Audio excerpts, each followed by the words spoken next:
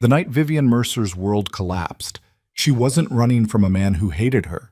She was running from a man who loved her, and still pulled the trigger anyway. She had seen it with her own eyes. Through the crack of a half-open door, in a room that smelled of cigarette smoke and expensive leather, she watched the man she planned to spend her life with raise a gun to another man's temple. No hesitation, no remorse.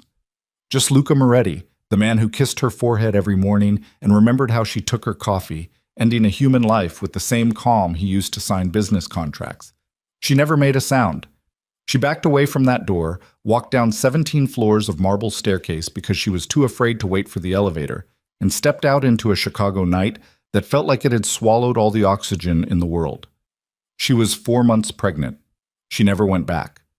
If you've ever loved someone who turned out to be a stranger, if you've ever had to choose between your heart and your survival, you already know what Vivian felt that night. And if you haven't, pray you never do. This is her story. If it moves you, hits you somewhere real, hit that like button and drop your city or country in the comments. I want to see how far this story travels. And if you're new here, subscribe and stay close. The stories we tell on this channel don't let go easily. Now, let's begin.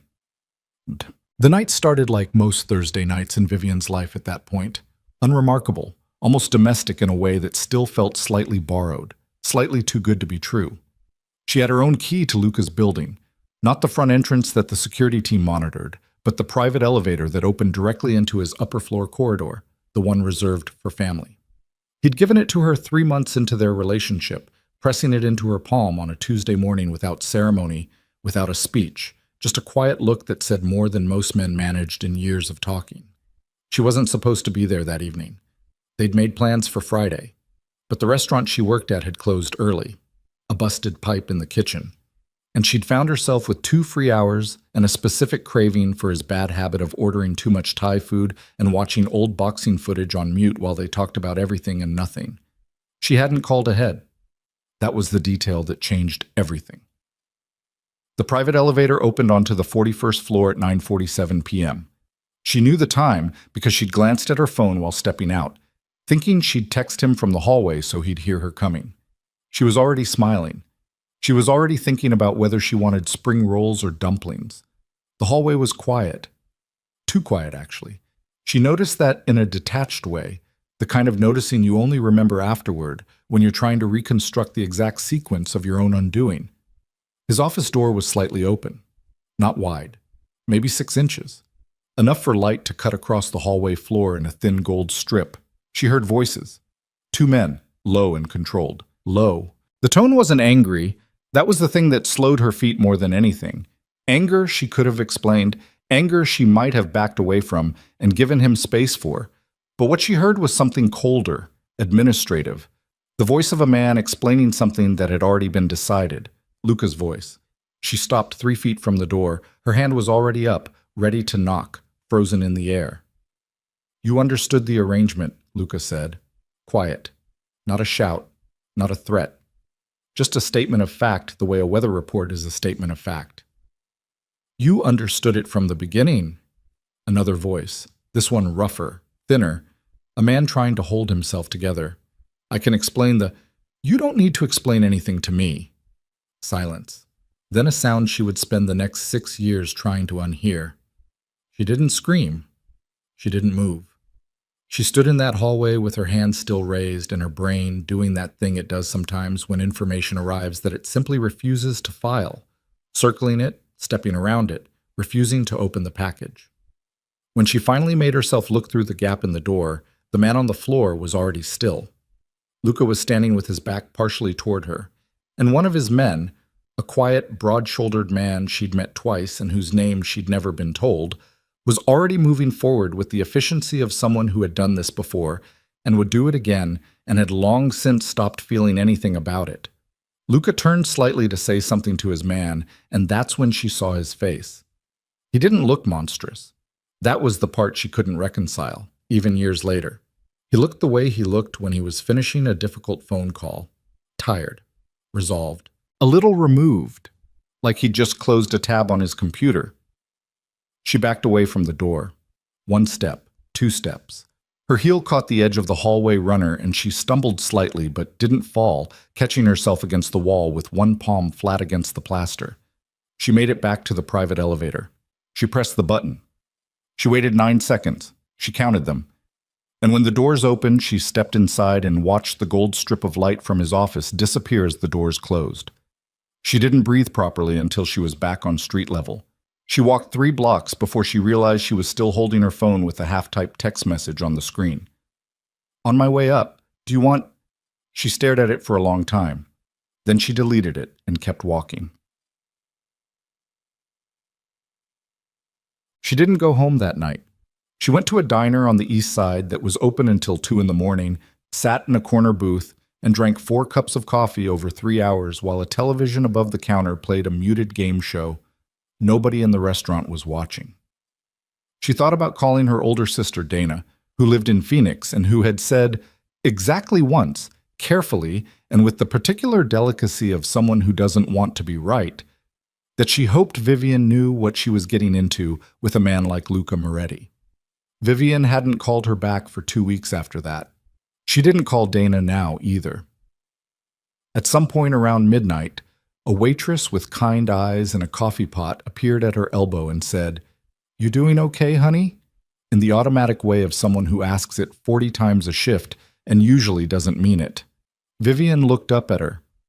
"I don't know yet," she said. That was the most honest thing she'd said in months. She ordered eggs she didn't eat. She paid. She walked out into the pre-dawn cold and stood on the sidewalk for a full minute before she could decide which direction to point herself. She went to her apartment, her real apartment, not the drawer she'd started keeping at his place, not the toothbrush in his second bathroom. Her apartment, the one with the cracked tile in the kitchen she'd been meaning to fix, and the radiator that knocked twice every hour like an impatient neighbor. She locked the door. She sat on the floor with her back against the bed, which she did sometimes when she was too tired to actually climb into it, and she put both hands flat on her stomach. 4 months along. She'd told him 2 weeks ago, sat across from him at that same kitchen table with the enormous windows and the view of the lake, and watched his face do something she'd never seen it do before. Go completely unguarded, completely open, like a shutter blowing back in a sudden wind. He'd been quiet for a long time. Then he'd reached across the table and covered her hand with his. "Okay," he'd said, just that. But the way he'd said it, she'd believed him. She'd believed in the okay of it. She'd built 3 weeks of future around that single word. She sat on the floor of her apartment and tried to figure out which version of Luca Moretti was real. By the time she made her decision, it was 4 a.m. and she was calmer than she'd expected to be. Not at peace, not healed, just past the shaking, which sometimes has to be enough. She got up. She made a list. She was always someone who made lists when things became unbearable. It was one of the only things her mother had taught her that she still used. When you can't feel your way forward, think your way forward. 1 step at a time. The list was short, practical, brutal in the way that only lists made at 4 in the morning can be. She gave herself 3 days to disappear quietly. She took 5. She did not leave a note. She'd thought about it. She'd actually written 2 separate attempts, both of which she burned in her kitchen sink at midnight on day 4. Not because she couldn't find the words, because she found too many of them, and none of them were safe. Anything she put on paper could be used to locate her logic, trace her route, predict her destination. She left nothing. What she took: 2 duffel bags. Her passport. $3,000 in cash she'd been saving for no particular reason other than the instinct she'd always had that money you couldn't see on a bank statement was money that was truly yours. A prepaid debit card she bought at a gas station in a neighborhood on the south side where nobody would recognize her face. A fake name. Not elaborate, just Vivian Brooks. Her middle name and her mother's maiden name, easy to remember, simple enough that she wouldn't hesitate when someone called it, written on the inside of her wrist in ballpoint pen. She bought a bus ticket, not a plane ticket. Planes left records too clean, too easily pulled. The bus terminal at 5 a.m. was populated exclusively by people who had also decided they needed to be somewhere else without a lot of questions, and there was a certain grim comfort in that solidarity. She chose her destination the way she sometimes chose everything important in her life, not by logic, but by feel. She needed a small town. She needed water nearby because she had always thought better near water. She needed somewhere with enough tourist traffic that a new face wouldn't be remarkable, but enough genuine community that she could eventually find work, find footing, find something resembling a life. Seabrier was 430 miles away. She'd driven through it once, years before, on a road trip with a college roommate she'd since lost touch with. She remembered a harbor, a decent main street, a coffee shop with mismatched chairs. She remembered thinking it seemed like the kind of place where people actually stayed. She slept for most of the bus ride. Not because she was at peace, because her body had simply run out of anxiety to run on and had shut down the non-essential functions in order to keep the essential ones operating. She woke up to salt air and the sound of gulls and the bus driver calling the name of a town she was about to make her own. 6 years is a long time when you measure it in ordinary things. It's roughly 2,190 days of waking up in the same apartment above the waterfront, getting Ella dressed, walking down the back stairs, crossing 2 blocks to the Harbor Light Cafe where Vivian had worked for 5 years and 8 months, and starting the coffee machines at 6:15 a.m. while the rest of Seabrier was still deciding whether to be awake. Ella was a small, serious child until she wasn't. Until something lit up in her at around age 3, and she became the loudest, most relentlessly curious person Vivian had ever met, which was both exhausting and the single best thing that had ever happened to her. She had Luca's eyes, dark, steady, the kind that didn't blink when they were thinking. Vivian had spent a considerable amount of time in the early years trying to decide how she felt about that, and eventually arrived at the complicated conclusion that she'd simply have to feel all of it simultaneously and keep moving. Ella called herself a scientist. She was 6. Her experiments included trying to determine whether snails could hear, whether rainwater tasted different than tap water, and whether their landlord's cat had a preference for classical music over pop. She kept a notebook. She had Vivian's handwriting, cramped, fast, slightly chaotic, and nobody's particular patience for being told something wasn't possible. Vivian loved her with a ferocity that sometimes frightened her. Not the love itself. The love was clean, absolute, uncomplicated in a way that nothing else in her life had managed to be. What frightened her was how much of her own survival had become tangled up in it. She'd caught herself once, standing outside Ella's school watching her daughter argue with a classmate over the correct name of a type of cloud, and thought, if anything happened to her, I wouldn't exist anymore. She'd pushed that thought down hard and gone back to her car and sat in it for 10 minutes before she could drive. She was not perfect.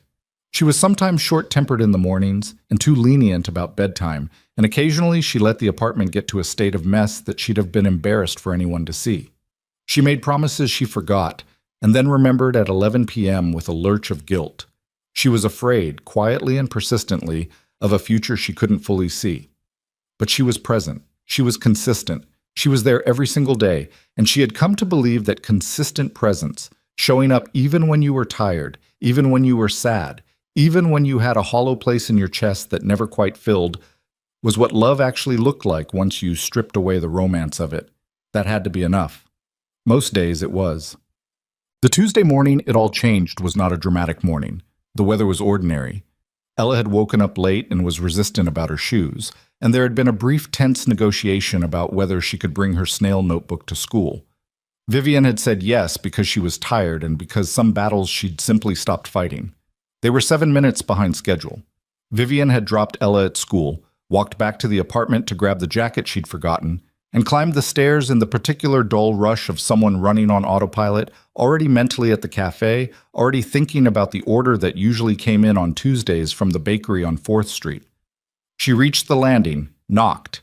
She registered that for one disconnected second before her brain caught up with the reality of her own door, in her own apartment building, which she had just left and therefore did not need to knock on.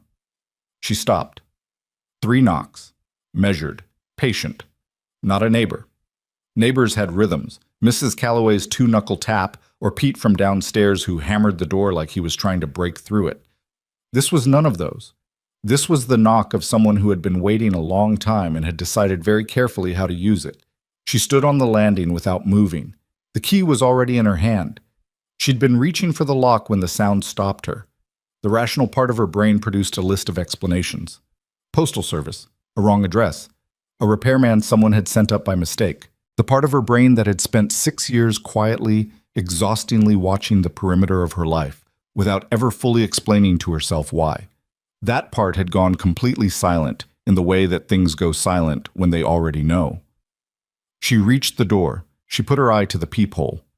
The man outside was looking slightly to the left, not at the door, not at the peephole, just patient and still in the hallway, the way someone stands when they've decided they're not leaving. He was older.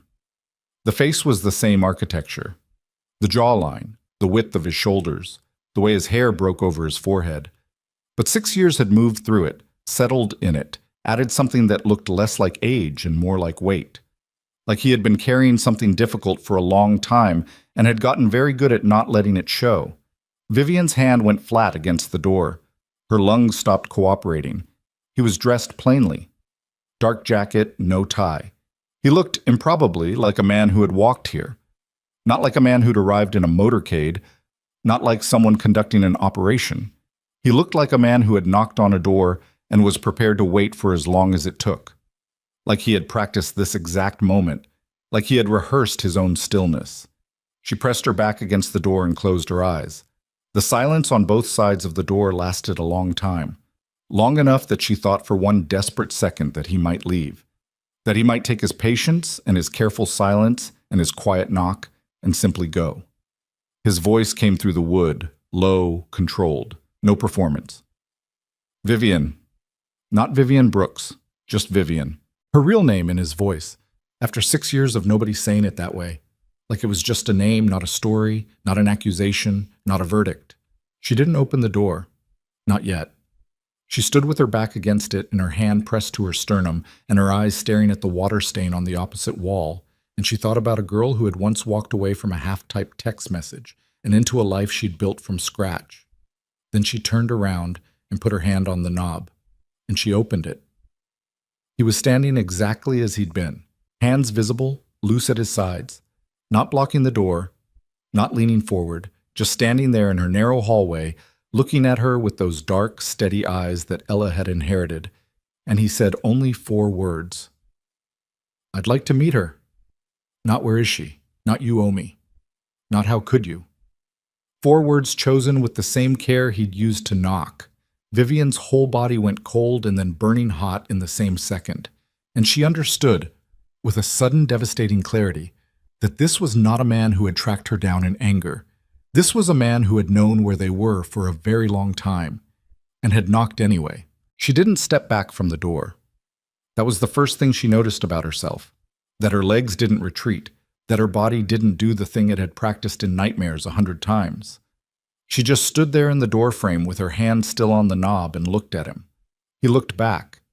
Neither of them spoke for what felt like a geologic amount of time. Then Vivian said, "How long have you known where we were?" The question came out steadier than she felt. Her voice didn't crack, which surprised her. Her throat was doing something complicated, but the words came out clean. Luca didn't look away. "A year." The word landed like something dropped from a height. She absorbed it, stood there in the doorframe of her apartment in Seabriar on a Tuesday morning with Ella's snail notebook still sitting on the kitchen counter and a year echoing in the space between them. "A year," she repeated. "Yes. You've known where we were for a year, and you didn't—" She stopped. Started again. "You just waited." "Yes." "Why?" It wasn't even a question the way she said it. It was something else. An accusation with the question mark removed. Luca shifted his weight slightly, the only concession to discomfort she'd seen him make. "Because I didn't want you to run again." She stared at him. "So instead of calling or sending someone or doing literally anything I did would have made you disappear." He said it matter-of-factly, not cruelly, not defensively, the way someone states a calculation they've already run 1,000 times. "You're good at disappearing, Vivian, better than most people I've dealt with professionally." "Don't do that." "Do what?" Make it sound like a compliment. He didn't answer that. He was watching her with that particular stillness she remembered. Not passive, not empty, but the stillness of a man who had trained himself to take in information before he responded to it. She used to find it reassuring. Right now it made her want to put her fist through the wall. "You should come in," she said finally, "or leave. But I'm not doing this in the hallway." She turned and walked back into the apartment without waiting to see which one he chose. He came in. She heard the door close behind him, quietly, carefully, the way you close a door in a house where someone might be sleeping. She went to the kitchen because it was the only room she knew what to do with her hands in, and she turned on the burner under the kettle without asking him if he wanted anything, because she needed something to do, and because the alternative was to stand in the middle of her living room and shake apart. She heard him stop somewhere behind her. She didn't turn around. "You look the same," he said. "Don't." "I'm not I said, don't." She turned around then. The kettle wasn't boiling yet, but she turned around because she didn't want to have this conversation with her back to him. "We're not doing that. We're not doing the thing where you say something like that and I don't know what to do with it. I can't afford that right now." He nodded, a single, careful nod. "Okay." "Okay." She crossed her arms. Her ribs felt like they were doing something involuntary. "She's at school." Something moved in his face, fast, controlled, but she caught it. "I know. Of course you do." The bitterness was out before she could stop it. "A year, Luca. You've had a year of knowing where my daughter goes to school and where I work and probably what I order from the bakery on Tuesdays, and you just—" Her voice finally did the thing she'd been afraid it would do. It roughened. "You just let us live our life." "Yes." "Why is that supposed to make me feel safe?" "I didn't say it was supposed to make you feel anything." He wasn't raising his voice. That was the maddening part. She was close to the edge of herself, and he was standing in her kitchen with his hands in his jacket pockets speaking at the same volume he'd used to order coffee. "I'm telling you what I did and why I did it. What you feel about it is yours." "What I feel about it." She laughed. It came out wrong, short and sharp. "What I feel about it. 6 years, Luca." "I know." "You don't get to just say I know and have that cover it." "I'm not trying to cover anything." For the first time, something tightened in his jaw, a hairline fracture in the controlled surface. "I came here to see my daughter. That's it. That's the whole conversation. I'm not here to relitigate anything or to make you explain yourself. I came to this door and I knocked, and I waited for you to open it. And if I hadn't," he looked at her steadily, "I would have knocked tomorrow." The kettle started to scream. She turned and pulled it off the burner and stood there with her back to him again, 2 cups on the counter, and she poured 1 cup without thinking about it, and then stood there staring at the second empty cup, and something about it, the automatic muscle memory of making 2 cups, the way her hands had done it before her brain could stop them, made her close her eyes for a second and just breathe. She poured the second cup. She turned around and set it on the table. He pulled out the chair and sat down. She sat across from him, which put them in the same configuration they'd spent countless evenings in, at his table, at her table, at restaurant tables and hotel room tables, and once memorably on the floor of her old apartment eating takeout because she hadn't owned enough furniture yet. She wrapped both hands around her cup. "She doesn't know about you," Vivian said. "She knows she has a father. I didn't tell her you were dead or that you didn't exist, but she doesn't know your name." "What does she know?" "That her dad and I didn't work out, that it was complicated, that it wasn't her fault." She paused. She stopped asking detailed questions around age 4. Kids are practical. She decided she had enough people who showed up and moved on. Luca was quiet for a moment. His thumb ran along the edge of the cup, once, back and forth. "She sounds like you." "She's not like me. She's braver than me." Vivian looked at him across the table. "She has your eyes." That landed differently than she'd intended it to. She'd meant it as information, just a fact being transferred, but it came out like something else. An admission, maybe, or a small door left open by accident. Luca looked down at his cup. "What do you want?" Vivian asked. "Specifically. Not, I want to see my daughter. What does that look like? What are you asking for?" He raised his eyes. Time. How much time? I don't know yet. That's not an answer. It's the honest answer. Something shifted in how he was sitting. Not a slump, Luca Moretti didn't slump, but a slight release like a door settling on its hinges. I'm not here to rearrange your life. I'm not asking you to come back to Chicago. I'm not putting legal paperwork on the table. I'm asking to meet her, and I'm asking for whatever you decide that looks like. Vivian studied him. 6 years had taught her to look for the gap between what people said and how they breathed when they said it. The gap in Luca was smaller than she'd expected, smaller than she wanted it to be, because a smaller gap made everything harder. You could have sent lawyers, she said. You could have filed for custody. You have more resources than... You could have destroyed this life I built in about 48 hours if you'd wanted to. Yes. Why didn't you? He met her eyes directly. Because she's my daughter, not a negotiating position. The silence that followed was the long kind, the kind that has weight. Vivian sat with it. She turned her cup in her hands. She thought about Ella this morning, resistant about her shoes, the snail notebook tucked under one arm, the specific way she said "bye, Mom" over her shoulder when she didn't want to be fussed over at the school gate. Casual, unbothered, like she was just stepping out for a moment and would be right back. I need to think, Vivian said finally. Okay. Not today. Give me until she's out of school. I need a few hours. I'll be at the Anchor Inn on Harbor Street. He pushed back from the table and stood. He left the coffee, most of it undrunk. Room 7, knock whenever. She walked him to the door. At the threshold he stopped and turned, and for a second she thought he was going to say something with weight to it, something she'd have to dismantle and examine and carry around for the rest of the day.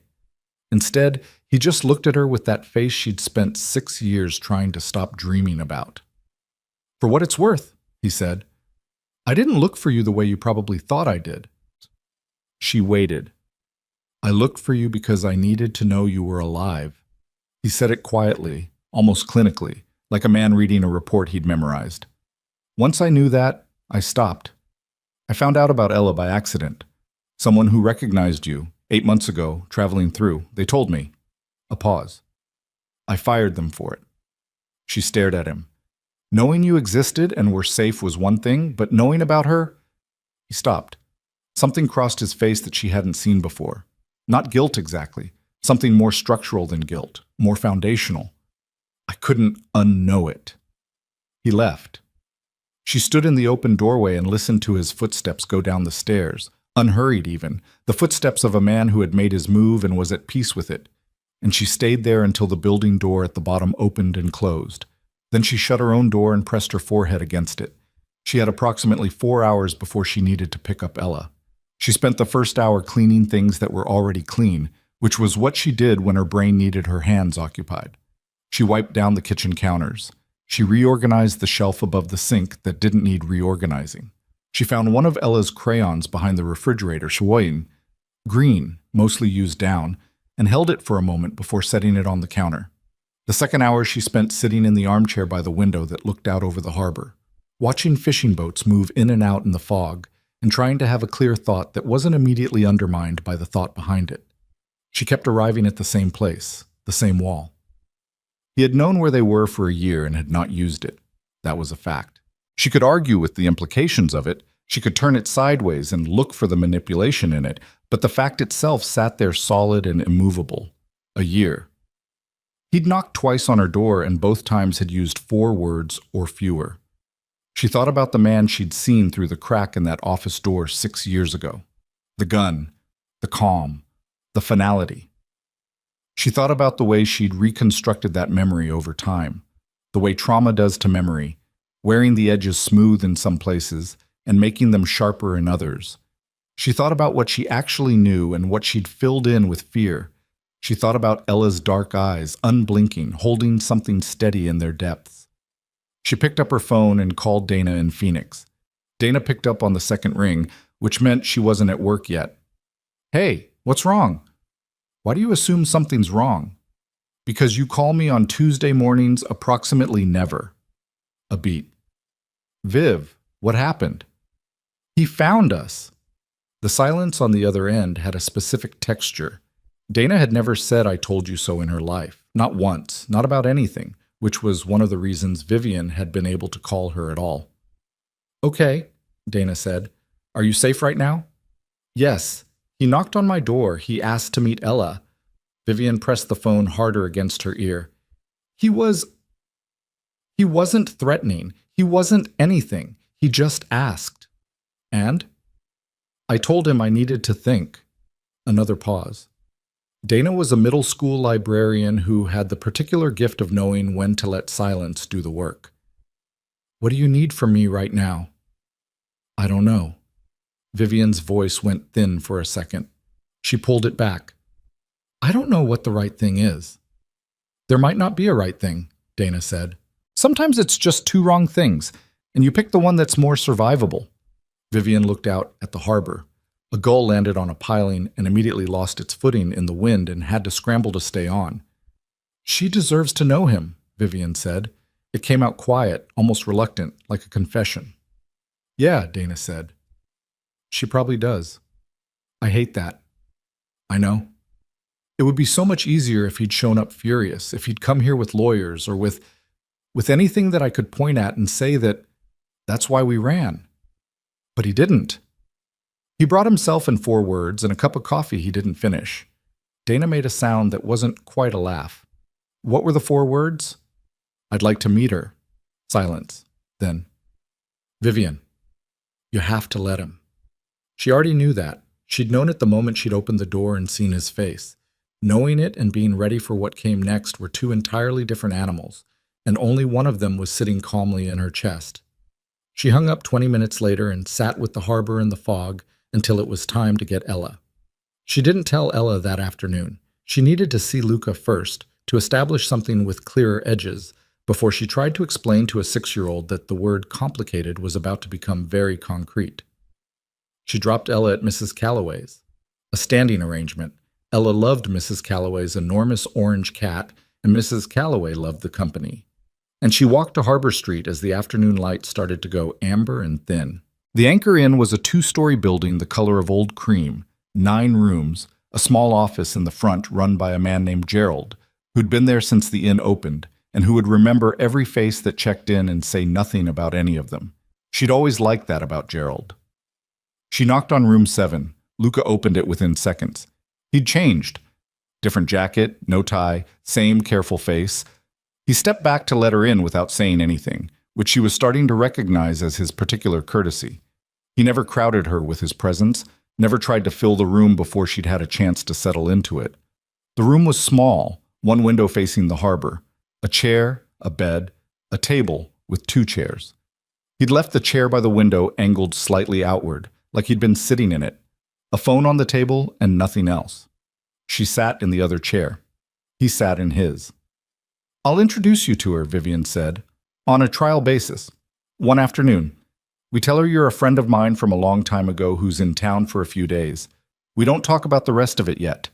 We don't use the word father until she and I have had a separate conversation and she's had time to, whatever you need."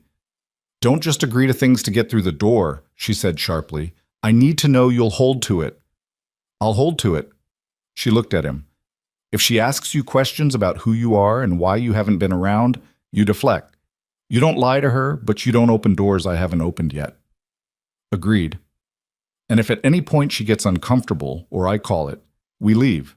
Immediately. No negotiating, no 5 more minutes." "Vivian," he said her name evenly. "I'm not going to put her in a situation she can't leave. She's 6. She held his gaze. He held hers back without flinching, without softening, without any of the tells that men used when they were managing rather than meaning. She let out a breath. "Okay," she said. "Okay." Then she asked the question. The one she'd been carrying for 6 years, around her throat like a knot pulled tight. The one she'd rehearsed and discarded 100 different ways, in 100 different registers, furious, cold, clinical, wrecked, and still couldn't find the right container for. Was he innocent? The question sat in the room. Luca's expression didn't change, didn't shift sideways, didn't try to root itself into something easier. He looked at her directly, the way he'd looked at everything tonight, like he'd decided before he came here that he was done managing her perception of him. No, he said. He wasn't. She waited. He wasn't a civilian. He wasn't someone who wandered into something he didn't understand. He spoke slowly, each word placed with deliberate weight. He was one of mine. He'd been with my family for 11 years. He had access to everything. A pause. Including your name. Something cold moved through her chest. What does that mean? She said. Flat, careful. Luca's jaw tightened by 1 degree. 3 weeks before that night, I found out he'd sold information about our operations to a rival family. He stopped. And about you. She was very still. About the pregnancy, he said. The word pregnancy in his voice after 6 years was almost unbearable. She pushed past it. What kind of information? Your name, your address, what you meant to me. He said that last part without inflection, like he was reading it from a page. In our world, what you meant to me made you a liability. To them. His eyes didn't move from hers. The order to move against you was already in motion before I found out. I had approximately 18 hours to stop it. The room contracted. You're saying, Vivian said slowly, that what I saw that night was you stopping it. She sat very still. She had built 6 years on the image of his face in that room. Calm, resolved, capable of something that put him in a category of person she could not allow near her child. She had used that image as the foundation stone of every decision she'd made since. Every early shift and every lonely night and every deflected question from Ella and every moment she'd told herself the distance was necessary and right. She sat across from him in a small room in Seabriar and felt the foundation stone move. Why didn't you? Her voice cracked. She pushed through it. Why didn't you find a way to tell me? A message? Anything? I tried. Something in his face went old briefly. I went to your apartment that same night, after. He stopped. You were already gone. She thought about the diner, the 4 cups of coffee, the bus at 5 in the morning, the 10 hours between walking away from his building and walking onto that bus. 10 hours in which she'd been reachable. 10 hours she'd spent dismantling her life instead of asking the question. She stood up from the chair abruptly. Not toward him, not away, just upright, because sitting felt impossible. She put her hand on the windowsill and looked out at the harbor where the light had gone gray-blue and the boats were dark shapes on dark water. She heard Luca stand. She heard him take 1 step. Don't, she said quietly. He stopped. She stood at the window for a long time, long enough that the lights on the dock came on, one by one, small and steady against the dark. I need you to go, she said finally. Her voice had gone flat. Not angry, depleted. The tone of someone who has just been handed information they can't process standing up. Tonight, I need the rest of tonight. Of course. Tomorrow afternoon, 3 o'clock. Come to the cafe on the harbor. Harbor Light. Ask for me. She turned from the window. Her face felt stiff. Ella gets out of school at 2:30. I'll have her with me. He nodded. No relief on his face, no victory, just that same measured steadiness. She picked up her jacket from the chair and walked to the door. She had her hand on the knob when his voice came from behind her. Vivian. She stopped. Didn't turn. I should have found a way. To reach you. After. A pause. I know that. She stood in the doorway with her back to him and her hand on the knob, and she didn't say anything because there was nothing to say to that wasn't also, somehow, a crack in something she needed to keep solid until she got home. She left. She walked back along Harbor Street in the dark, past the cafe and the tackle shop and the ice cream stand that was closed for the season. And she walked fast, not because she was afraid of anything behind her, but because her body needed to do something with what her mind had just been handed. She collected Ella from Mrs. Calloway's at 7:30. Ella was wound up, full of observations about the cat, and a theory she'd developed about whether cats had a language or just a set of sounds, and she talked all the way up the stairs and through dinner, and Vivian listened and responded in the right places and made a pasta that nobody complained about, which was a moderate success. She read Ella 2 chapters of the book they were working through together. She turned out the light. She stood in the hallway outside Ella's door for a while. Then she went to the kitchen and stood at the counter in the dark, not turning on any lights. And she thought about 10 hours. About a bus at 5 in the morning. About the terrible arithmetic of the timing. She thought about tomorrow at 3 o'clock. She thought about Ella's face when she was curious about something. The particular focus that came over it, the way her head tipped slightly to the left. The unblinking dark eyes that saw more than most adults wanted to be seen by. She thought, she's going to know immediately, and beneath that, quieter, harder to look at. So will he. And beneath even that, the thing she'd been pushing down since the moment he'd said the word pregnancy, with that careful, expressionless voice. If she had asked the question 6 years ago, if she had knocked on that door instead of backing away from it, none of this would have been built on a misunderstanding. 6 years. Ella growing up without him. Him waiting in a city 400 miles away. The entire architecture of their separate lives, all of it resting on 10 hours she'd spent in a diner not asking the question. She stood in her dark kitchen for a long time. Then, somewhere out in the water, a boat horn sounded. Low, mournful, carrying. And something shifted in her chest, not breaking exactly, but moving, the way ice moves when the temperature underneath it changes. She thought about tomorrow. And for the first time in 6 years, she didn't know which outcome she was more afraid of. That Luca Moretti would turn out to be exactly the man she'd convinced herself he was. Or that he wouldn't. She didn't sleep that night. Not really.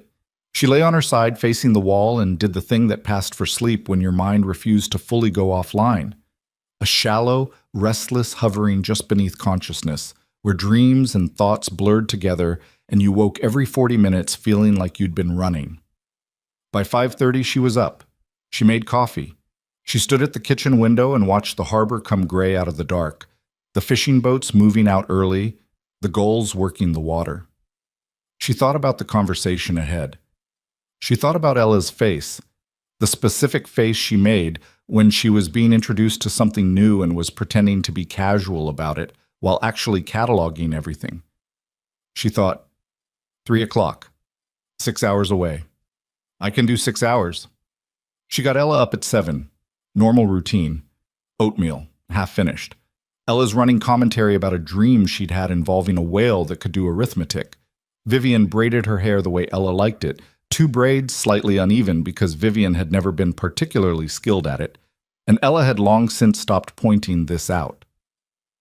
At the school gate, Ella said, "Bye, Mom," over her shoulder, without slowing down, already locked onto a classmate across the yard, and Vivian stood there and watched her go with a feeling in her chest that had no clean name.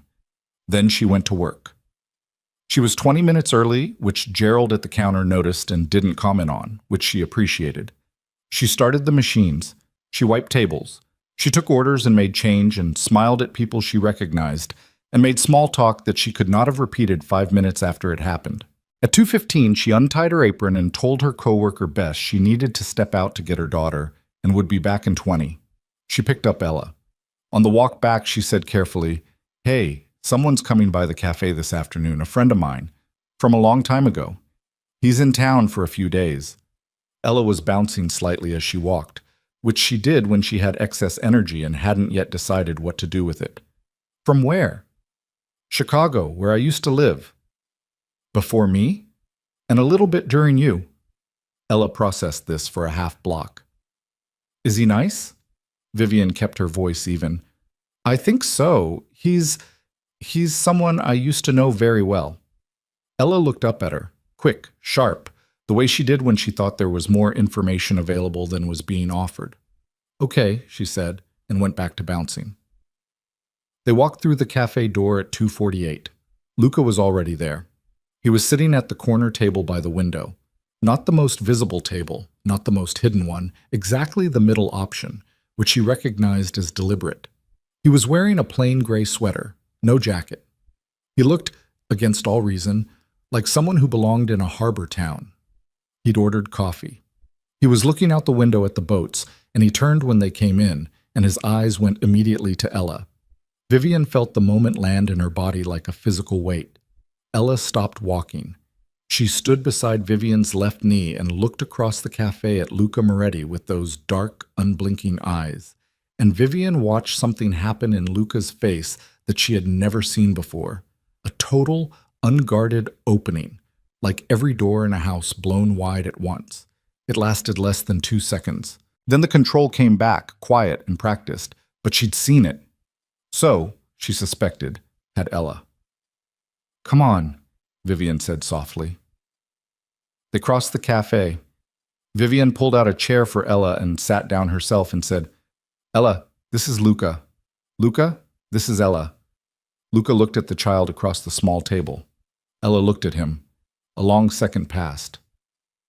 "You have the same eyes as me," Ella said. Nobody spoke. Ella looked at her mother, then back at Luca. She was 6, but she was not, had never been, a child who required things to be spelled out for her. She had her mother's particular gift for reading a room and her father's gift for sitting still inside uncomfortable information. "Okay," she said again, and reached across the table and picked up one of the sugar packets and began carefully reading the nutrition label. Vivian's throat tightened so hard she had to look out the window. Luca recovered first. He said to Ella, "What grade are you in?" "First," Ella said without looking up from the sugar packet. "What's your teacher's name?" "Miss Park." A pause. "She's okay. She doesn't like it when I talk during reading time, but I already read fast, so I don't know what she wants me to do." "What do you do instead of waiting?" Ella looked up then. A slight reassessment. "I write things down. I have a notebook." "What kind of things?" "Observations." She said the word with precision, like she'd worked to acquire it and was pleased to have occasion to use it. "About how things work, and whether animals know things we don't know they know." Something in Luca's expression shifted. Careful, attentive, fully present. "Do you have a hypothesis yet?" Ella stared at him. "You know what hypothesis means?" "I do." "Mom had to explain it to me."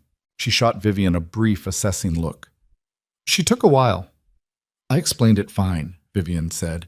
"You said it was a fancy word for a guess." Ella turned back to Luca. "It's more than a guess. It's a guess with reasons." "You're right," Luca said. "It is." Ella sat back in her chair with the particular satisfaction of a person who has been correctly agreed with. She put down the sugar packet. She looked at Luca for a long, measured moment. Then she said, "Are you my dad?" The word moved through the table like a current. Vivian's hand went flat on the tabletop. Luca held completely still. He didn't look at Vivian for permission or rescue. He kept his eyes on Ella, and he said, "Yes." Ella nodded. One nod. Slow, considered. The nod of someone filing information in its correct location. "Okay," she said, for the third time. And then to Vivian, "Can I get hot chocolate?" Vivian looked at her daughter, this small, serious, impossible person she'd built a life around. "Yeah," she said, "you can get hot chocolate." She got up to order it because she needed 20 seconds standing at the counter with her back to both of them, pressing her fingers to her sternum, breathing through something that had no category. Bess made the hot chocolate without being asked. Vivian stood at the counter, long enough that Bess said, "You okay?" And Vivian said, which Bess accepted because she was a good person who understood the value of not pushing. When Vivian came back to the table, Ella was telling Luca about the snail experiment, and Luca was listening with his elbows on the table and his full attention on her daughter the way he used to give his full attention to things he considered important. Vivian set the hot chocolate down and sat, and for the next 40 minutes she watched Luca Moretti meet his daughter. It was not a dramatic 40 minutes. It was small and ordinary and ruthlessly human. Ella talked too much, which was normal. Luca asked questions, which were good questions, which Vivian had not been prepared for. Ella spilled a small amount of hot chocolate on her sleeve and was unbothered by it. Luca handed her a napkin without making a production of it. At 4 o'clock, Vivian said it was time to head home for dinner. Ella climbed off her chair and then stopped and looked at Luca. "Will you be here tomorrow?" she asked. Luca glanced at Vivian, one quick, careful look, then back to Ella. "I'll be in town for a little while." Ella absorbed this. "Okay." She picked up her school bag. "You should come see my notebook sometime. I have good drawings." "I'd like that," Luca said. Ella nodded and walked to the door and held it open with one small hand, looking back at her mother with the universal expression of a child who is ready to leave and has said their piece. Vivian stood. She looked at Luca across the table. The afternoon light was low and copper-colored through the window, and it did something to the planes of his face that she didn't examine closely. "Same time tomorrow?" he said. "We'll see," she said. But they both knew what that meant.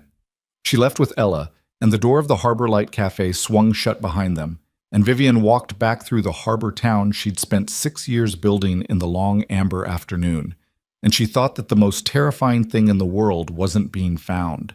It was discovering that being found felt, against every instinct and every wall she'd constructed, like something close to relief. She didn't allow herself to sit with that for long.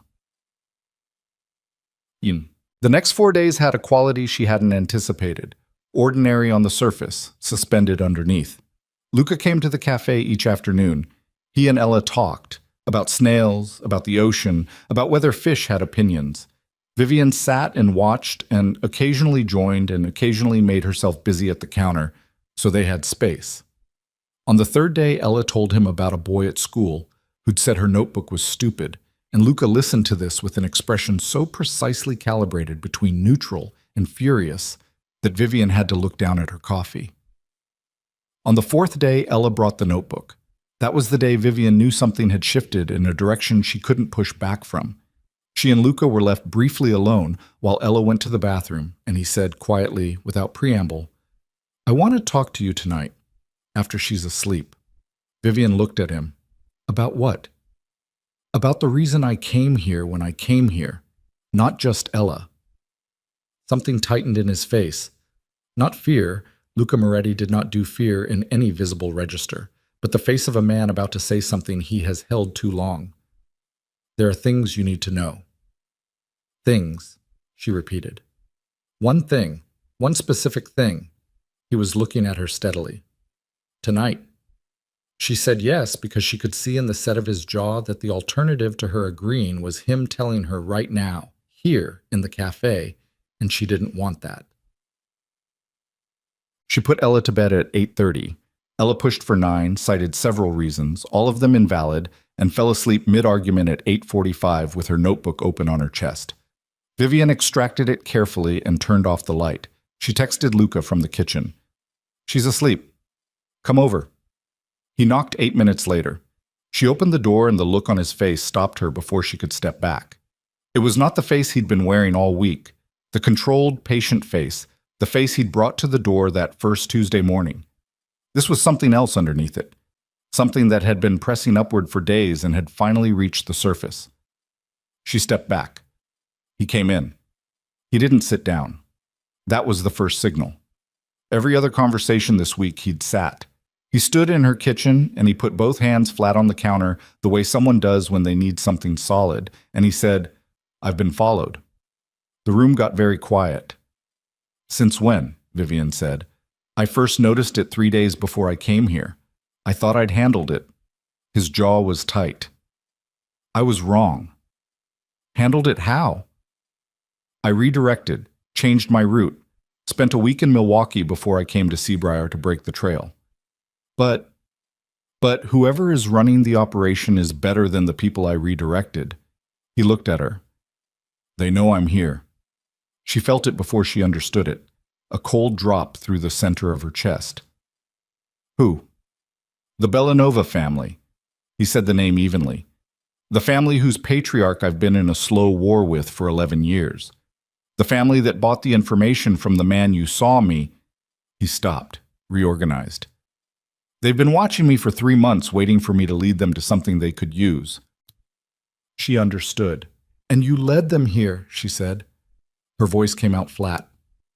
"I believed I'd broken the trail." He said it without excuse in his voice, but without hiding behind the fact either. "I was wrong." "You were wrong," she said. "And now they know you exist. They likely know about Ella." She sat down. Not because she chose to. Her legs made the decision. She sat at the kitchen table in the same chair she'd sat in the morning. He'd come through her door, and she put both hands flat on the table the way he had his on the counter, and she stared at the wood grain, and she breathed. "How long?" she said. "I don't know, hours maybe.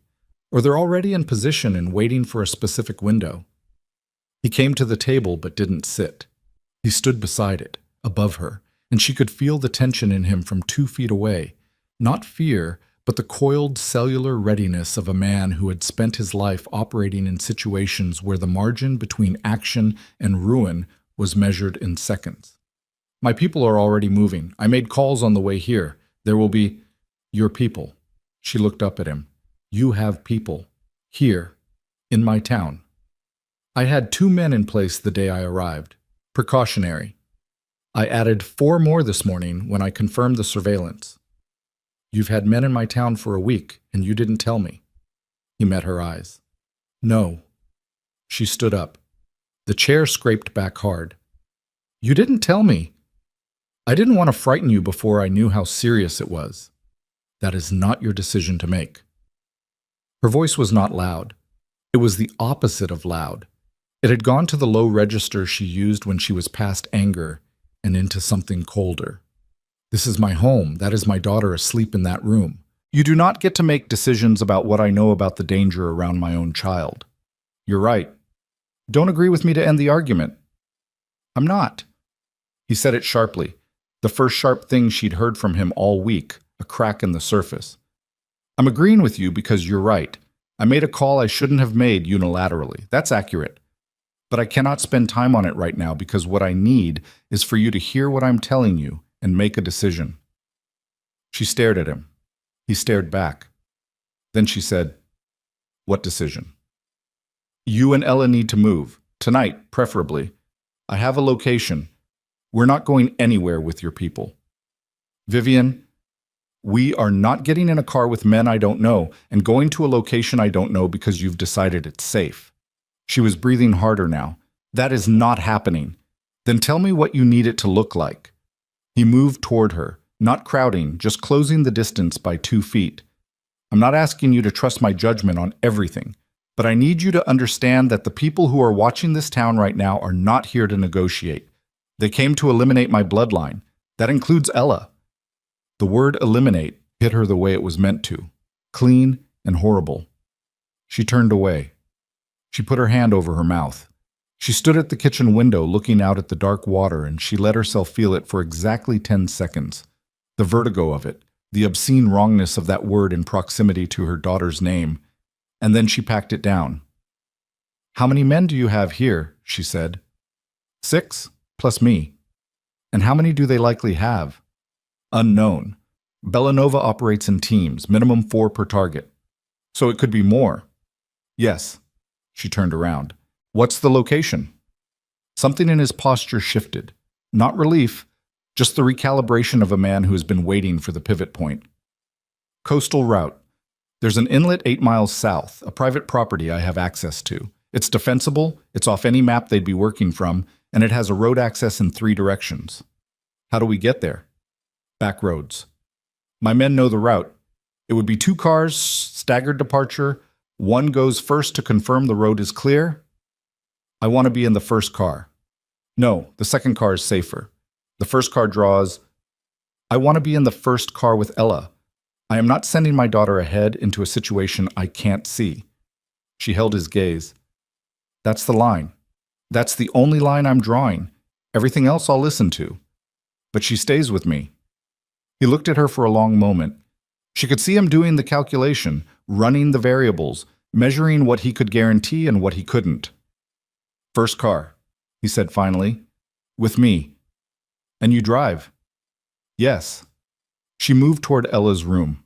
At the door she stopped and turned back to him. "If anything happens to her," she said, not as a threat, not theatrical, just factual, the way he stated things. "I don't care what comes before or after or what the explanation is. There is no version of any of this I survive." He looked at her across the kitchen. "Nothing is going to happen to her," he said. "You don't know that." "No." He held her gaze. "But I know what I'm willing to do to make it true."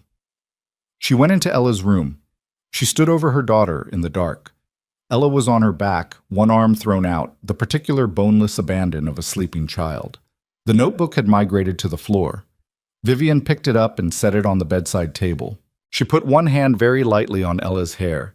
She thought about the morning 6 years ago, the bus station in the dark, the prepaid debit card, the name on the inside of her wrist.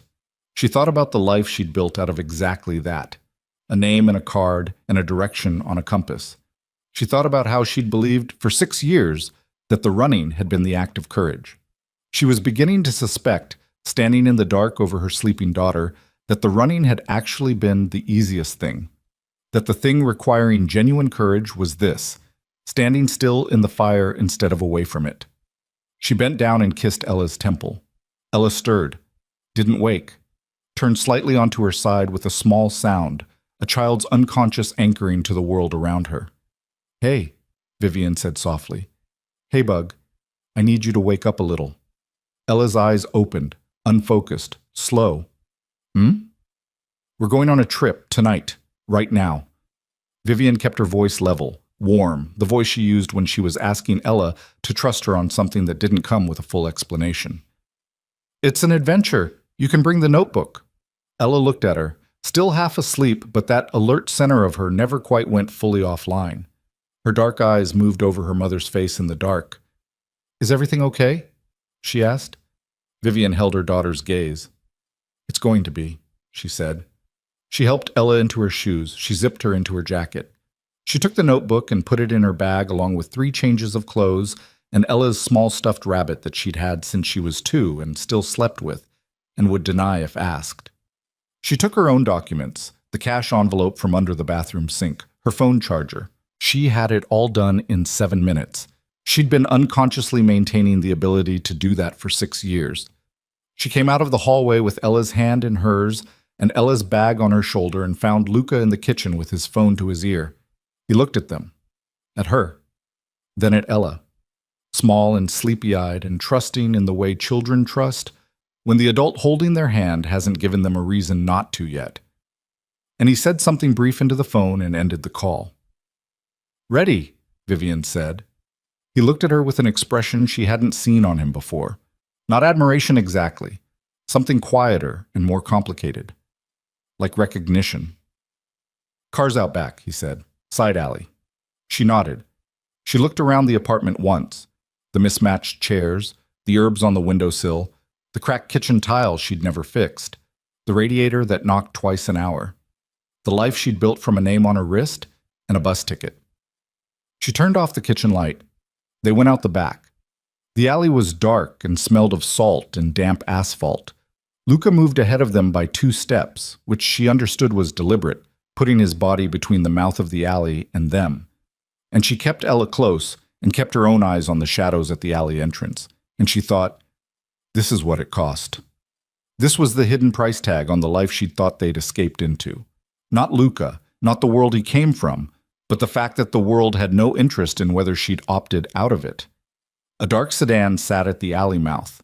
A man she didn't know was behind the wheel. Another stood at the back passenger door and opened it when he saw them coming. Ella looked up at the man and said, "Hi."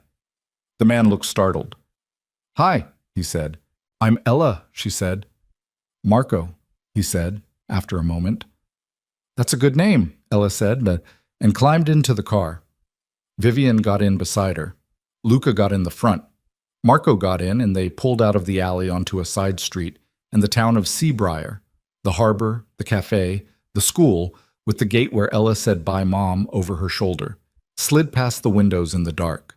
Ella leaned against Vivian's arm. Within minutes, her breathing evened out. Vivian stared out the window. She didn't watch the town disappear. She watched the road ahead, the cones of light from the headlights cutting through coastal dark. And she thought about what she'd said to Luca in the kitchen. "There is no version of this I survive." She'd meant it as a statement of fact, a description of the stakes as she understood them. What she hadn't said, and what she was only now, in the moving car in the dark, beginning to fully recognize, was the second half of it, the part that followed from the first. If there was no version she survived in which Ella was harmed, then there was also no version in which she could afford to be the person she'd been for the last 6 years. The woman who ran. The woman who made decisions alone in the dark and called it survival. The car turned off the main road onto a coastal track she didn't know, and the headlights swept across water, and somewhere behind them in Seabriar, men she hadn't seen were watching for other men she didn't know, and her daughter slept against her arm with the absolute trust of someone who believed, without needing to be told, that the person beside her would not let the dark in. Vivian sat straight in the seat. She looked at the back of Luca's head. She thought, I am done running. I am done. Then from the front seat, Luca's phone lit up. He looked at it. 1 second, 2 seconds. He said very quietly to Marco, "They're not behind us." Marco said, "Where?" Luca said, "Ahead." Marco hit the brakes. Not hard. A controlled deceleration, the kind that didn't throw anyone forward but got the car stopped in 4 seconds flat. He did it without being told, which meant he'd seen what Luca had seen on the phone. Vivian's hand went to Ella automatically, palm flat against her daughter's sternum. Ella woke up. Not startled. She surfaced the way she always did, fast and oriented, those dark eyes going immediately to her mother's face to read the temperature of the room. "Mom." "Stay still," Vivian said quietly. "Just stay still for a second." In the front seat, Luca and Marco were doing the thing that people did when they'd worked together long enough that words were mostly redundant. A series of quick glances, a tilt of the head, Marco's hand already moving to something under the dash. "How far?" Marco said. "Roadblock. Quarter mile. Maybe less." Luca's voice was level. The voice he used, she now understood, when the situation was bad enough that panic would be a luxury he couldn't afford. "They've got the coastal road sealed. Other route. Back through town puts us on the main road. They'll have that too." He turned. Not fully. He turned enough to look at Vivian over his shoulder, and in the low glow of the dashboard she could see his face doing the rapid, brutal calculus of a man with too many variables and not enough time. "There's an access road, fishing industry, half a mile back on the left. It runs along the bluff to the inlet." "How wide?" "One car." Marco exhaled through his nose. "And if someone's on it?" "Then we deal with that." Luca's eyes moved to Ella, then back to Vivian. "It's the only option that doesn't put us in open ground." Vivian looked at him. She felt her heartbeat in her teeth. "Do it." Marco reversed. No headlights. He killed them before he started backing up, which turned the world outside the windows into shades of dark gray, and Vivian tightened her hand on Ella and felt Ella grip her fingers back, small and warm, and saying nothing. They went back in the dark at speed, and Vivian focused on keeping her breathing even because Ella was watching her, and children read their parents' bodies the way animals read weather. "Who are they?" Ella asked. "People who don't like your father very much," Vivian said. A beat. "Do they know about me?" Ella asked. Vivian kept her eyes forward. "Hopefully not." Ella was quiet for a moment, then, "I have the notebook in my bag." "I know. I just want you to know it's in there, in case we have to run somewhere." Vivian's throat tightened. "Good thinking." Marco found the access road, just barely, a gap in the coastal scrub, no sign, the kind of road that existed on fishing charts and nowhere else. He turned in and the car dropped off the paved surface, and they were immediately on packed dirt that punished the suspension. The scrub on both sides was close enough to touch the mirrors. Luca was on his phone. Short sentences. Nothing she could follow. Names she didn't know. Directional language, once a sharp monosyllable that sounded like a rebuke. He ended 2 calls and made a third. "Costa," he said into the phone. "Tell me you're mobile." A pause. "Where?" Another pause. His jaw tightened by a degree. "Get there. Now." He ended the call. "My men at the south perimeter got cut off," he said. Not to Vivian specifically, just stating the situation into the car. "They're rerouting." "How many does that leave us with?" Marco said. 3 in position at the inlet, plus us." Marco absorbed this, said nothing. 3, Vivian said. "It's enough," Luca said. "You don't know that." "No, but it's what we have."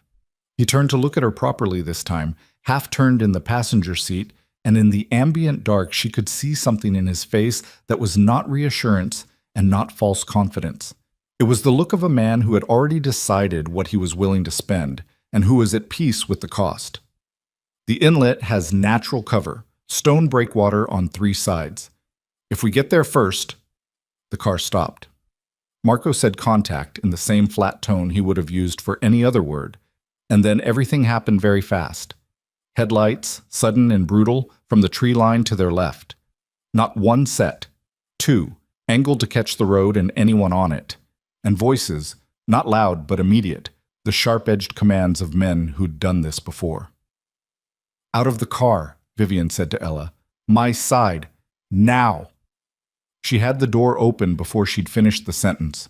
She pulled Ella across the seat and out, and they hit the ground, and she got behind the rear wheel and pulled Ella in against her, crouched, Ella's back to her chest, and she put her mouth close to her daughter's ear. "Don't move. Don't make a sound. Whatever you hear, you stay right here." Ella nodded. She had stopped being a 6-year-old in the last 30 seconds in some essential way. Not that she'd gone cold. She was trembling slightly, and her fingers were locked around Vivian's forearm, but her eyes were open and she wasn't making a sound, and she was pressed in tight the way Vivian had asked. Doing exactly what was needed. From the other side of the car came sounds Vivian couldn't fully interpret. Movement, a collision, something heavy. Then Luca's voice, sharp. "Vivian, move." She moved. She pulled Ella up, and they went along the side of the car in a crouch, and around the front, and Vivian looked up long enough to read the situation. Marco was between her and the tree line. 2 men from the undergrowth, close. Luca was ahead of them on the road, facing a 3rd man who had come around from the other direction. "Ella, run when I say run. Straight ahead on the road. Don't stop." "Where are you?" "I'm right behind you. Go." She said it the way she'd said everything tonight, without theater, without decoration. The way Ella had learned to recognize meant now, and Ella ran. Vivian ran behind her. She heard commotion behind her. Mats, akumkits, Wilkshire. Not gunfire, not yet, something more contained and brutal. And she put herself slightly behind, and to the left of Ella's running body, in case she needed to make herself a barrier, and she kept her eyes on the road ahead, where the scrub was thinning and the smell of salt water was getting stronger. Ella was fast.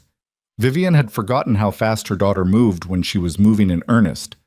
Flat-out sprint, arms pumping, that notebook bag bouncing on her back. Behind them, a shout, then another voice cutting it off. Then footsteps, gaining, and Vivian turned her head and saw someone coming out of the scrub to intercept. She didn't think. She turned and put herself directly between that man and Ella, and when he reached for her, she caught his arm, leveraged his forward momentum the way she'd learned to. Not from a class, from a woman she'd waited tables with in Chicago who'd grown up in a rough part of the city and believed in practical knowledge. And he went sideways into the brush with a sound that was satisfying in a way she had no time to examine. She turned back. Ella had stopped 30 feet ahead, looking back with enormous eyes. "I said don't stop," Vivian said, reaching her. "Come on!" She grabbed Ella's hand and they ran. The inlet opened up ahead of them. She could see it, the dark mirror of water, the stone breakwater on 3 sides exactly as Luca had said. 3 men in position, and one of them moved forward when he saw them coming, and Vivian almost stopped before she read his posture and kept running. They reached the breakwater. The man who'd moved forward said something in low, quick Italian, and she didn't understand the words but understood the gesture. Get behind the wall, get down. She got behind the wall. She pulled Ella with her. They crouched in the narrow shelter of stacked stone, and Vivian pulled Ella fully into her lap and wrapped both arms around her and breathed. Just breathed. 8 counts in, 8 out. The old trick. Ella said very quietly, "Your heart is going really fast." "Yeah. Mine too." Vivian pressed her face into Ella's hair for 1 second. 1 second only. Then she straightened up. "Stay here," she said, "behind this wall. Don't come out until I say." "Where are you going?" "To see what's happening. Mom, Ella." She took her daughter's face in both hands. Ella stared at her with those eyes that didn't look away from things. "You trust me?" "Yes." "Then stay here." She came up to the edge of the breakwater. The inlet was a natural amphitheater. Water behind them, stone on three sides. The access road funneling anything approaching into a single entry point. Smart. This was why Luca had wanted this location. The disadvantage was the same as the advantage. One way in meant one way out, and if someone came in behind them, they were boxed. She scanned the approach. Movement at the road mouth. Then Luca, emerging from the dark at a pace just under a run. Marco behind him, favoring his left side. And behind Marco, two of the men she didn't know, moving backward, watching the tree line. Luca reached the breakwater. He came around the stone and his eyes went immediately to Vivian and then to the space beside her, and she saw him register Ella's presence with a physical drop in the tension across his shoulders. "How many came in behind us?" she said. "4. We've slowed them, not stopped." He was breathing hard. The first time she'd seen him breathing hard. It made him look more human and more frightening simultaneously. A cut along his jaw, fresh. He either hadn't noticed it or had filed it under irrelevant. "They'll come through the road mouth in the next few minutes. 4 against 7. 3 on our end are down." He said it without effect. "It's 4 against 4. And they know this terrain better than we thought." The implication sat in the air between them. 4 against 4 with Ella and me as the variable, Vivian said. "Yes." "Then you need to change that variable." She was surprised by her own steadiness. She didn't feel steady. Her hands were shaking, both of them slightly, but her voice wasn't. "Get her out." "Water. Isn't there a boat?" Luca looked toward the inlet. "Small one. Not much. I don't need much. I need it to float and go." She held his gaze. "If this position gets overrun, you need her off the ground. The boat at the dock, whatever boat. You get her in it, and you get her away from the shore. That leaves you exposed." "I'm already exposed." She turned away from him before he could argue it. She went back to Ella. Ella was where she'd left her, back against the inner face of the breakwater wall, notebook bag on her knees. She'd opened the notebook. She was not, as far as Vivian could tell, actually reading it. She was holding it. "Okay," Vivian said. "Here's what's going to happen." Ella looked up. "Luca is going to take you to a boat. You're going to go with him." "What about you?" "I'll be right here." Ella studied her, the 6-year-old assessment, thorough and direct. "Why can't you come on the boat too?" "Because I need to stay here and help." "Help do what?" Vivian paused. "Make sure the people who are coming don't get past this wall." Ella looked at the wall, then at her mother, the dark eyes, completely calm, completely terrifying in their calm. "Okay," Ella said, "but you have to promise." "Promise what?" "That you'll be there when we get back." Vivian looked at her daughter. This small, precise, impossible person. She thought about 6 years of early shifts and evening routines and braids that were slightly uneven and bedtime arguments and hot chocolate at the Harbor Cafe. "I'll be there," she said. She hugged her, fast and hard, both arms locked, her face in Ella's hair for 2 seconds. Then she stood up and called Luca over. He came and Ella went to him. Not immediately, but she went, which was its own kind of miracle. And she looked up at him and said, "You have to make sure she's okay." Luca crouched to her level. The cut on his jaw was already darkening. "She's going to be okay. Promise me." He looked at this child who had his eyes. "I promise you," he said. Ella nodded. She took his hand. He looked up at Vivian once, over Ella's head. She couldn't read the expression. It was too much, too compressed, too many things layered into a single look. And then he stood and he and Ella moved toward the dock, Marco following. Vivian turned to the 2 remaining men at the breakwater. She'd watched them for the last 5 minutes, read their positioning, their communication. One of them, young, compact, moved with the low center of gravity of someone trained to move, glanced at her with an expression that was partly assessing and partly not sure what to do with a woman who hadn't screamed yet. "What's your name?" she said. "Ricci." "Ricci, tell me what we have." He looked at her for 1 more second. Then he told her. They had the breakwater, the single approach road, the water at their backs, and the advantage of elevation on the north side where the stone was stacked 4 feet. They had what Ricci described without flinching as limited resources. How limited, she said. He showed her. She looked at what he showed her and thought about the choices available to a person who has spent 6 years telling themselves they were practical, and she made a decision that the woman she'd been at that bus station at 5 in the morning would not have recognized. Position there, she said, pointing to the high stone.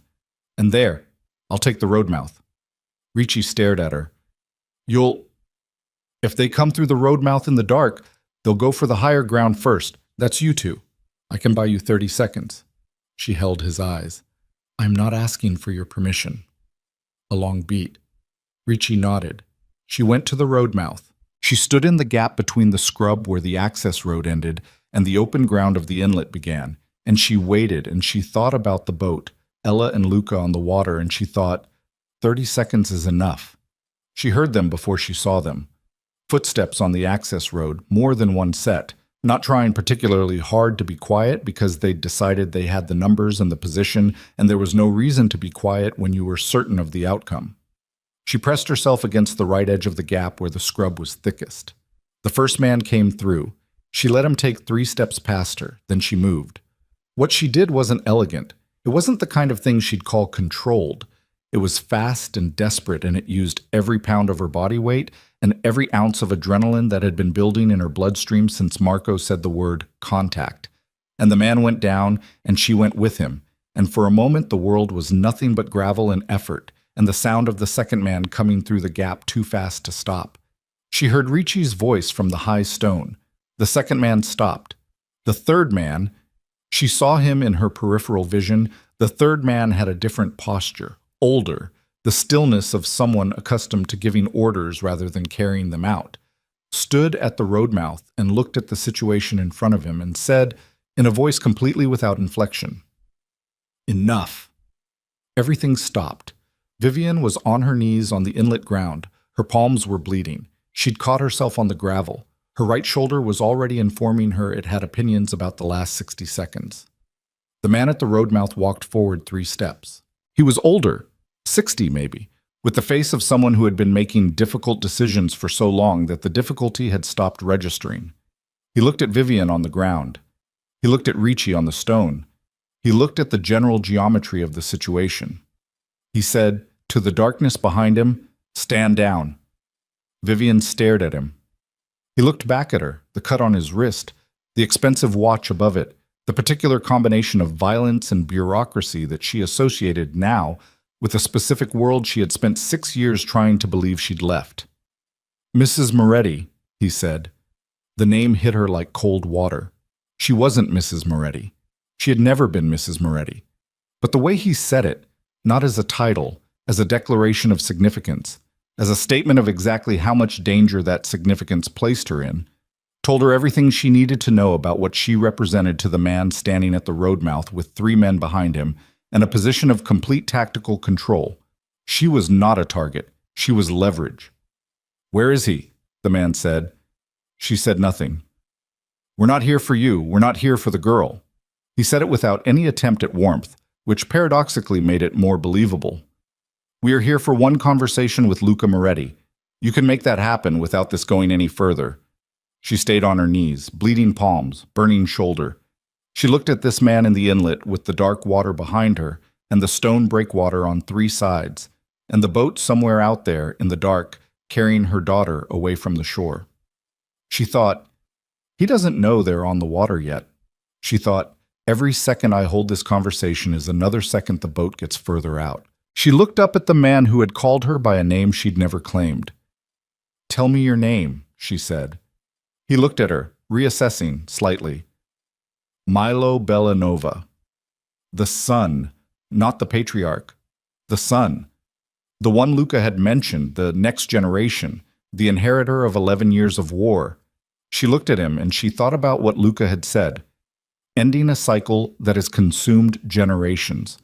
She thought about a 6-year-old girl on a boat in the dark with her notebook in her bag and her father's hands holding the lines. She said, "He'll talk to you?" Milo Bellanova looked at her. "On our terms," she said. "Not yours. He chooses the location and he comes to you unarmed and you come with 1 man. That's it." She held his gaze from her knees, from the gravel, bleeding and burning and completely without room to bluff. You want the conversation? That's the only way it happens. Because the alternative is what's already in motion, and you know how that ends, and so does he, and nobody walks away from it clean. A long silence. The inlet water moved against the stone breakwater, small sounds, patient sounds. Milo Belanova looked at her for a very long time. Then he said, 1 hour. She said, 2.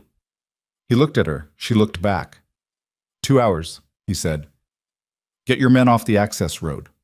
He turned, said something. The shapes in the dark behind him shifted and withdrew.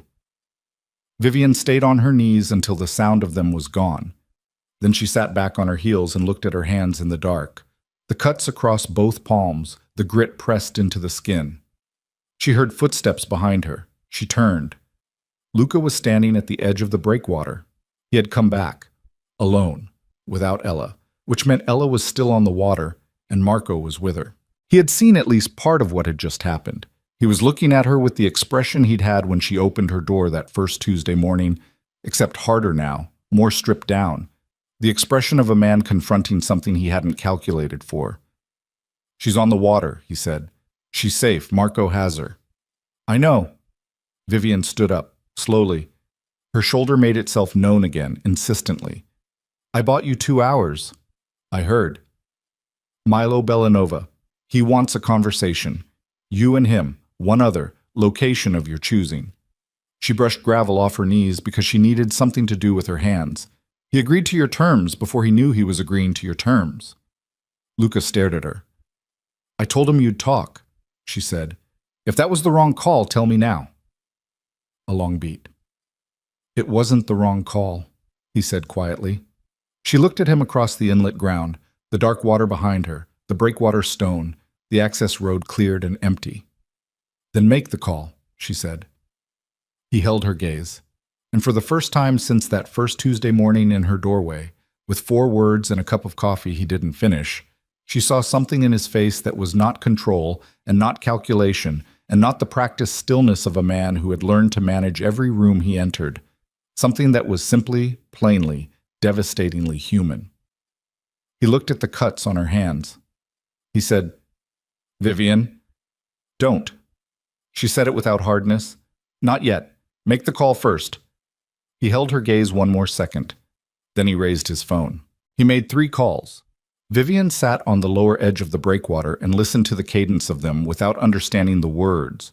2 in Italian, 1 in English, all short, all delivered with the same controlled precision she'd come to recognize as his particular dialect of urgency. Not loud. Never loud. Just exact. The way a man speaks when he's learned that volume is for people who haven't yet figured out that the quietest voice in the room is usually the most dangerous one. She turned her hands over in the dark. The cuts across her palms were not deep, gravel scrapes, the kind that bled more than they should and stung more than they warranted and would be fine by morning. She pressed them against her jeans and felt the pull of it and decided that was sufficient attention for now. Her shoulder was a different conversation. She'd know more about that tomorrow. Luca ended the 3rd call and came to where she was sitting. He didn't sit beside her. He stood, which was how she knew he was still in operational mode. A man in operational mode did not sit down until the situation allowed it. He looked out toward the water where the dark was unbroken and the boat was invisible but present, Marco's voice occasionally carrying faintly across the surface. Milo Belanova won't come in good faith, he said. I know. He'll say yes to your terms and arrive with the intention of changing them when he gets there. I know that too. She looked up at him. But arriving with that intention and following through on it are 2 different things. If he comes to talk, he's already made a calculation. He's decided that the version where you're both still alive at the end of this is more profitable than the alternative. Otherwise, he'd have come in shooting instead of stopping. Luca was quiet for a moment. He stopped because of you, he said. Not because of me. She didn't answer that. What you did at the road mouth. He stopped, tried again. I've dealt with Belanova people for 11 years. They don't stop. Not for an appeal to reason, not for a better offer, not for anything except a calculation of risk. And you changed his calculation in under 3 minutes from your knees on gravel. I told him what he wanted to hear, she said. That you'd talk. You told him the truth. That it was the only way anything ended without destroying everybody. He looked at her. He believed you because you weren't trying to save yourself. She absorbed that, turned it over. Where do you want to meet him? She said. Luca looked back at the water. There's a shipyard south of here, abandoned. I've known about it since I arrived. It was on the list of locations my people mapped when I first got to Seabriar. He paused. It has one entrance, elevated positions on both sides, no civilians. If you know about it, he might know about it. He might. He turned to look at her directly. But he won't know that I know he knows. And that's enough of an edge. She studied him. The cut on his jaw had dried and darkened. The line of it tracked from just below his left cheekbone toward his chin. Not long, but deep enough that it would leave something. She thought abstractly that he was going to carry that scar for the rest of his life, however long that turned out to be. One condition, she said. Name it. I'm there. He stared at her. Not in the room. I'm not asking to be in the room. She stood up, carefully feeling her shoulder register the movement with a sharp commentary.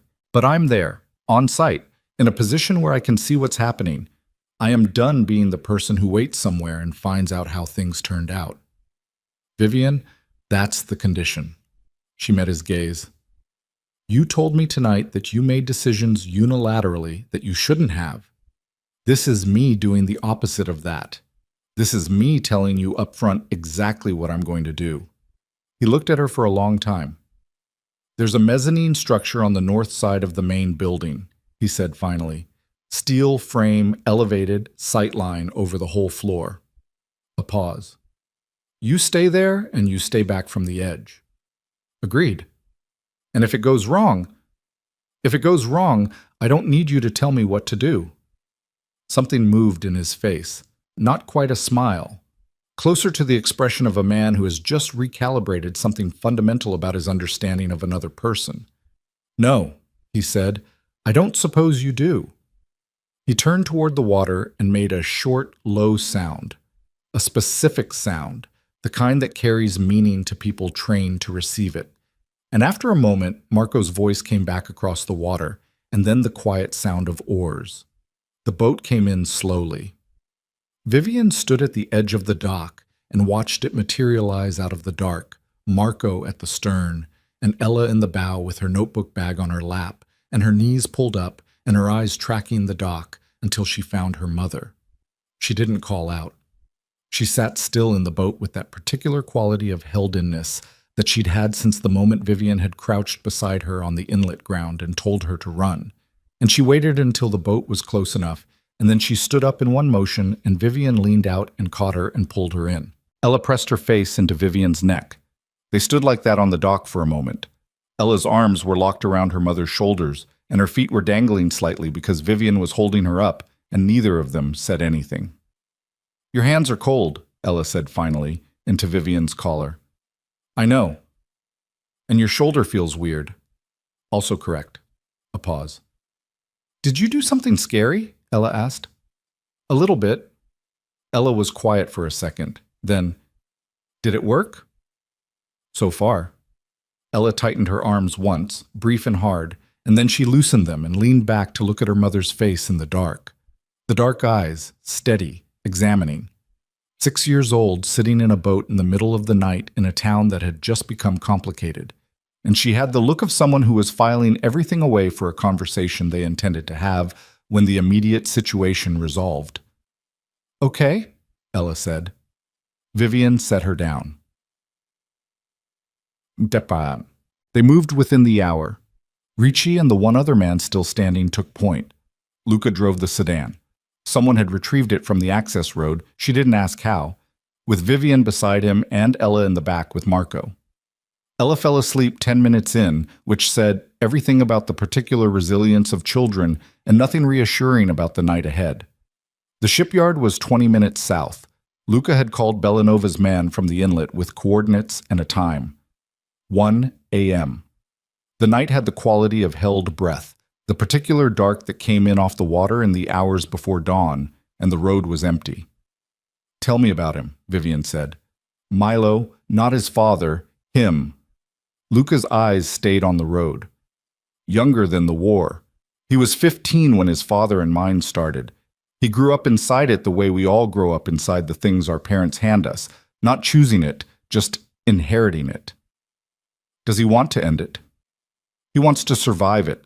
That's different. A pause. His father is in prison? Has been for 8 months. Milo is running the family on borrowed authority. Half his people take orders because they have to, and the other half are waiting to see if he's strong enough to deserve it. So he's under pressure. Immense. Then he came here to do something that proves he's strong enough. She thought about the man at the road mouth, the voice without inflection, the expensive watch, the calculation in his eyes. Not to kill you, to get something from you, some kind of concession or territory or information he can take back and show as a win. Luca glanced at her. What makes you think that? Because if he wanted you dead, he'd have come with 20 men and he'd have done it quietly. He came with 4, and he stopped when I asked him to. She turned to look at the road. He wanted a stage. A long silence.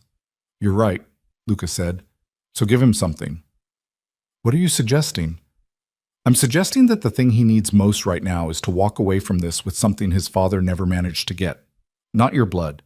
Something more durable than that. She kept her voice level. What is there that he's wanted from your family for 11 years that wouldn't end your ability to operate? Luca was quiet for a long time. The shipyard appeared in the headlights, chain link and rusted signage, and the dark shapes of industrial buildings against the darker sky. Territory, he said finally. There's a stretch of the northern port district that has been in dispute since the beginning. Commercially valuable, operationally minor to me. My father refused to give it because giving anything was considered weakness. He paused. It's been burning through both families for over a decade, for something that matters less than people on either side are willing to admit. Give it to him, Vivian said. He looked at her. Not because he deserves it, because it costs you less than another decade of this. She held his gaze. Because Ella deserves a father who isn't navigating a war indefinitely, and because you said yourself, him, ending a cycle is worth more than any individual battle won. He looked back at the road. You said that to me, she said, in the inlet. You said ending the cycle was the point. I said it, he confirmed, quietly. Then mean it. The car stopped at the shipyard gate. Ricci got out and dealt with the chain, and they pulled through, and the headlights swept across a cavernous main building. Corrugated metal, the remnants of industrial equipment, the smell of rust and seawater and old machinery. Vivian turned in her seat. Ella was asleep, genuinely this time, head tilted against the window. Marco met Vivian's eyes over her daughter's sleeping form. She stays in the car, Vivian said. Engine on, keys in. If anything sounds wrong, you drive. Where? Marco said. Away, just away. You'll know the right direction. She looked at him. You're good at this. Marco looked slightly surprised to be addressed directly about it. It's my job. It's more than that, she said. You've been careful with her all night. She paused. Thank you. He didn't say anything, but something in his face shifted, and he nodded once, and that was enough. Yeah, the mezzanine was accessible by an exterior steel staircase on the north face of the building. Ricci took her up and showed her the sight line, and she tested it. Yes, the whole floor was visible. The 2 vehicles, the open central space where the meeting would happen, and 3 exits that she noted without Ricci pointing them out. He looked at her, noting the exits. He said, You've done this before. I've never done anything like this before, she said. But I've spent 6 years watching every room I walked into for the ways out. Turns out that's transferable. She took a position 6 feet back from the mezzanine edge. Enough shadow to be invisible from below, enough angle to see everything. She watched Ricci go back down the stairs. She watched Luca move to the center of the floor and stand there in the industrial dark with his hands loose at his sides, and she thought about the first time she'd seen him. Not through a cracked door, not in a hospital corridor, but before all of it, at an art auction in Chicago on a Wednesday night where she'd gone because a friend had a spare ticket and she'd had nowhere else to be. He'd been standing just like that, in the middle of a room, and she'd thought, that man has never in his life wondered whether he was allowed to take up space. She'd been 28 years old, and she'd found it magnetic in a way that had immediately annoyed her. The sound of vehicles outside. 2 cars. Milo Bellanova had brought 2 cars instead of 1, which was either a violation of the terms or a statement of intent, or both. Luca didn't move. From her position above, she watched the main doors open and watched 3 men walk through. 3, not 2. Also a violation. Milo was in the center. He looked the same as he had at the road mouth. Controlled, well-dressed for the location, the watch catching the ambient light. The 2 men flanking him were built for their function and made no attempt to obscure it. Luca looked at the flanking men. He said, "The terms were 1. Milo looked around the building, taking the measure of it. The terms were suggested by a woman on her knees on gravel. "I'm revising them." "Then we're done here." "No," Milo said. "We're not." He took 3 steps forward. His men stayed put, which was its own form of communication. He wasn't afraid to close the distance. "We're done being afraid of each other. Or you are. I was never afraid of you specifically, Moretti. I was afraid of the precedent." He stopped 10 feet from Luca. "My father spent 11 years teaching me that the only language your family understood was force, that anything short of it was surrender." Luca said nothing, waiting. "He was wrong," Milo said. It came out flat, slightly bitter, the tone of a man admitting something costly. "Or he was right for his time, and his time is done. I'm not sure which." He looked at Luca directly. "My father is in a federal facility serving 18 years. Half my people are watching to see if I fall over. The other half are the ones who'll push me if I don't." He paused. "I came here with 3 men because I can't afford to look like I came alone. That's the reality." Vivian exhaled slowly through her nose. Up above, in the dark, she watched. Luca took 1 step forward, closing the gap slightly. "What do you want?" "What my father couldn't get. Direct, no theater. The Northern Port District, full commercial rights, no interference. In exchange for this ending tonight." Milo's jaw set. "For my people standing down. For the contract on your family being dissolved. For 11 years of this being finished." He held Luca's gaze. "I don't want to be my father. I don't want to spend my life running a war that started before I was old enough to understand what it was about. I want something to build on." The building was very quiet. Vivian could hear her own breathing. She could hear the distant sound of water moving against whatever dock or shore existed beyond the back wall of the building. She could hear the particular quality of a silence in which 2 men were deciding what kind of people they intended to be from this moment forward. Luca said, "The Northern Port District." "Yes. You get commercial rights. Exclusively. No operational infrastructure. I find 1 weapons cache or 1 trafficking route running through that district with your name on it, and the deal dissolves." Milo's eyes narrowed slightly. "Agreed. And you come back for Ricci and the men you took down tonight." A pause. "They're alive." "I know. You come back for them." "That can be arranged." Milo looked at him. "Is that it?" "One more thing." Luca reached into his jacket. Milo's men shifted, both of them, forward by half a step, and Luca paused, waited until they settled, and then produced a folded piece of paper. He extended it. Milo looked at it, didn't take it. "What is that?" "The name of the federal prosecutor building the case against your father, and the name of 2 witnesses in that case who have been inconsistent in their previous testimony." He left the paper extended. "Make of it what you will." Milo stared at him. "I've had it for 4 months, Luca said. "I was saving it for a different conversation. Consider it a gesture of good faith in this one." A long moment. Milo reached out and took the paper. He looked at it, folded it, put it in his jacket. He extended his hand. Luca looked at it. Just for a second. The hesitation of a man who had spent his entire adult life learning not to trust extended hands. Then he took it.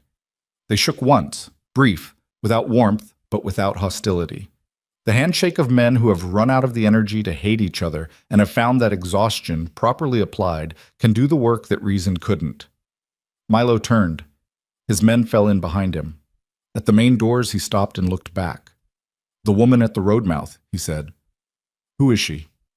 Luca looked at him. "The mother of my daughter." Milo absorbed this. Something moved in his face. Not quite respect, not quite recognition, but something in that neighborhood.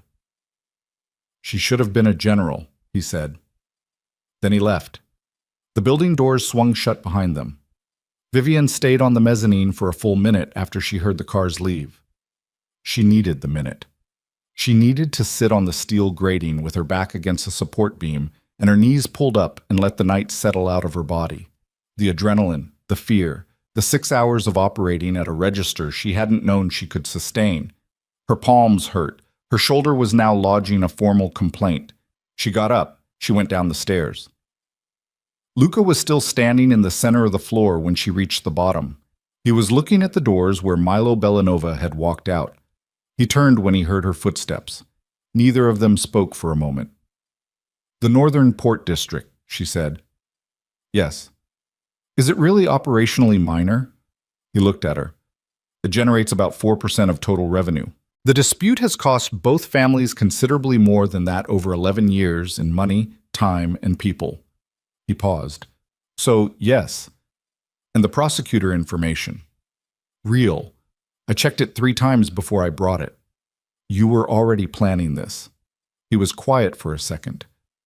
"I was planning for the possibility of a conversation that was worth having. The way you plan for things, you don't know if you'll get."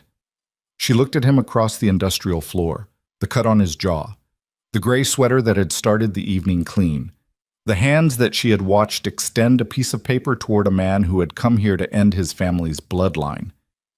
"You chose not to execute him," she said.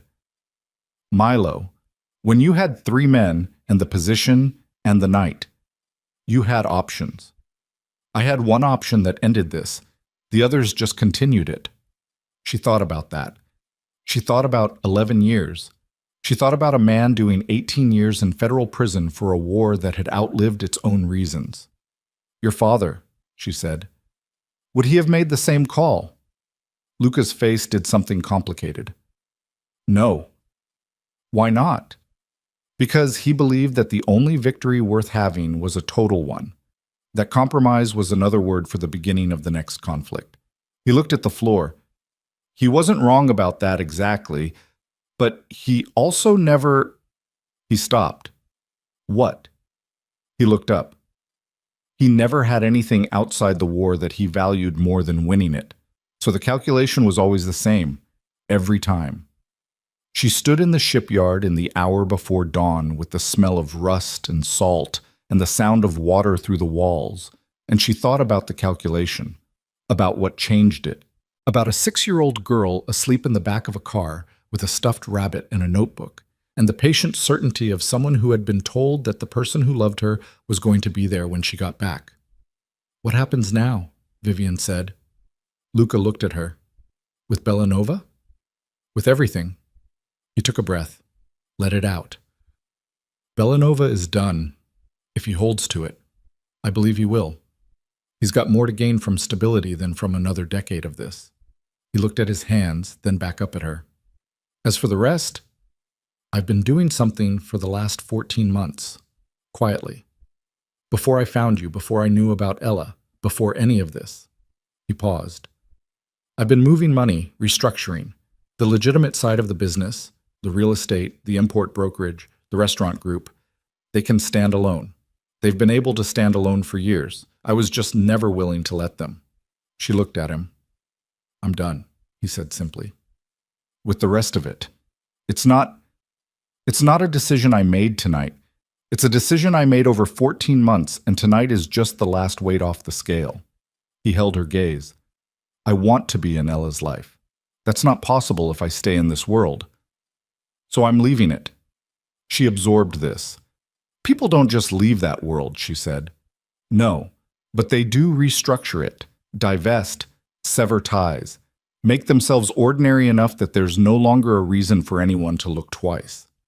He said it practically, without grandeur. "It takes time, it takes the right sequence, but it's done, or close enough to done that what's left is paperwork." She was quiet for a moment. You're telling me this now. I'm telling you this now because it's true now, and because you asked, and because... He stopped. Because you were on your knees on gravel tonight buying me time. You deserve to know what you bought it for. She stood very still. Her hands hurt. Her shoulder ached with a dull specificity. She thought about everything she'd built in Seabriar on the premise that she could create safety by choosing distance. The apartment above the harbor, the cafe shifts, the braids that were never quite even. The life that was good and real and genuinely hers, and also lonely in a way she had learned to manage by keeping busy and had never fully managed at all. She thought about Ella's face in the cafe 2 days ago, looking at Luca across the table and saying, "You have the same eyes as me," with the calm of someone reporting an observation. "You said you'd become the father she deserves," Vivian said. "One ordinary day at a time." "I said that. I want to know what that looks like, specifically." He looked at her. "What does it need to look like?" "I'm not giving you the answer to that question. You tell me." He was quiet for a moment, not stalling, thinking, the way he thought about things he wanted to get right. "It looks like being here," he said finally. "In Seabriar, or wherever you need it to be. It looks like school pickups and the snail notebook and whatever experiment she has going on at any given moment." He paused. "It looks like being someone she can introduce to people without a cover story." "And me?" He held her gaze. "That's your call.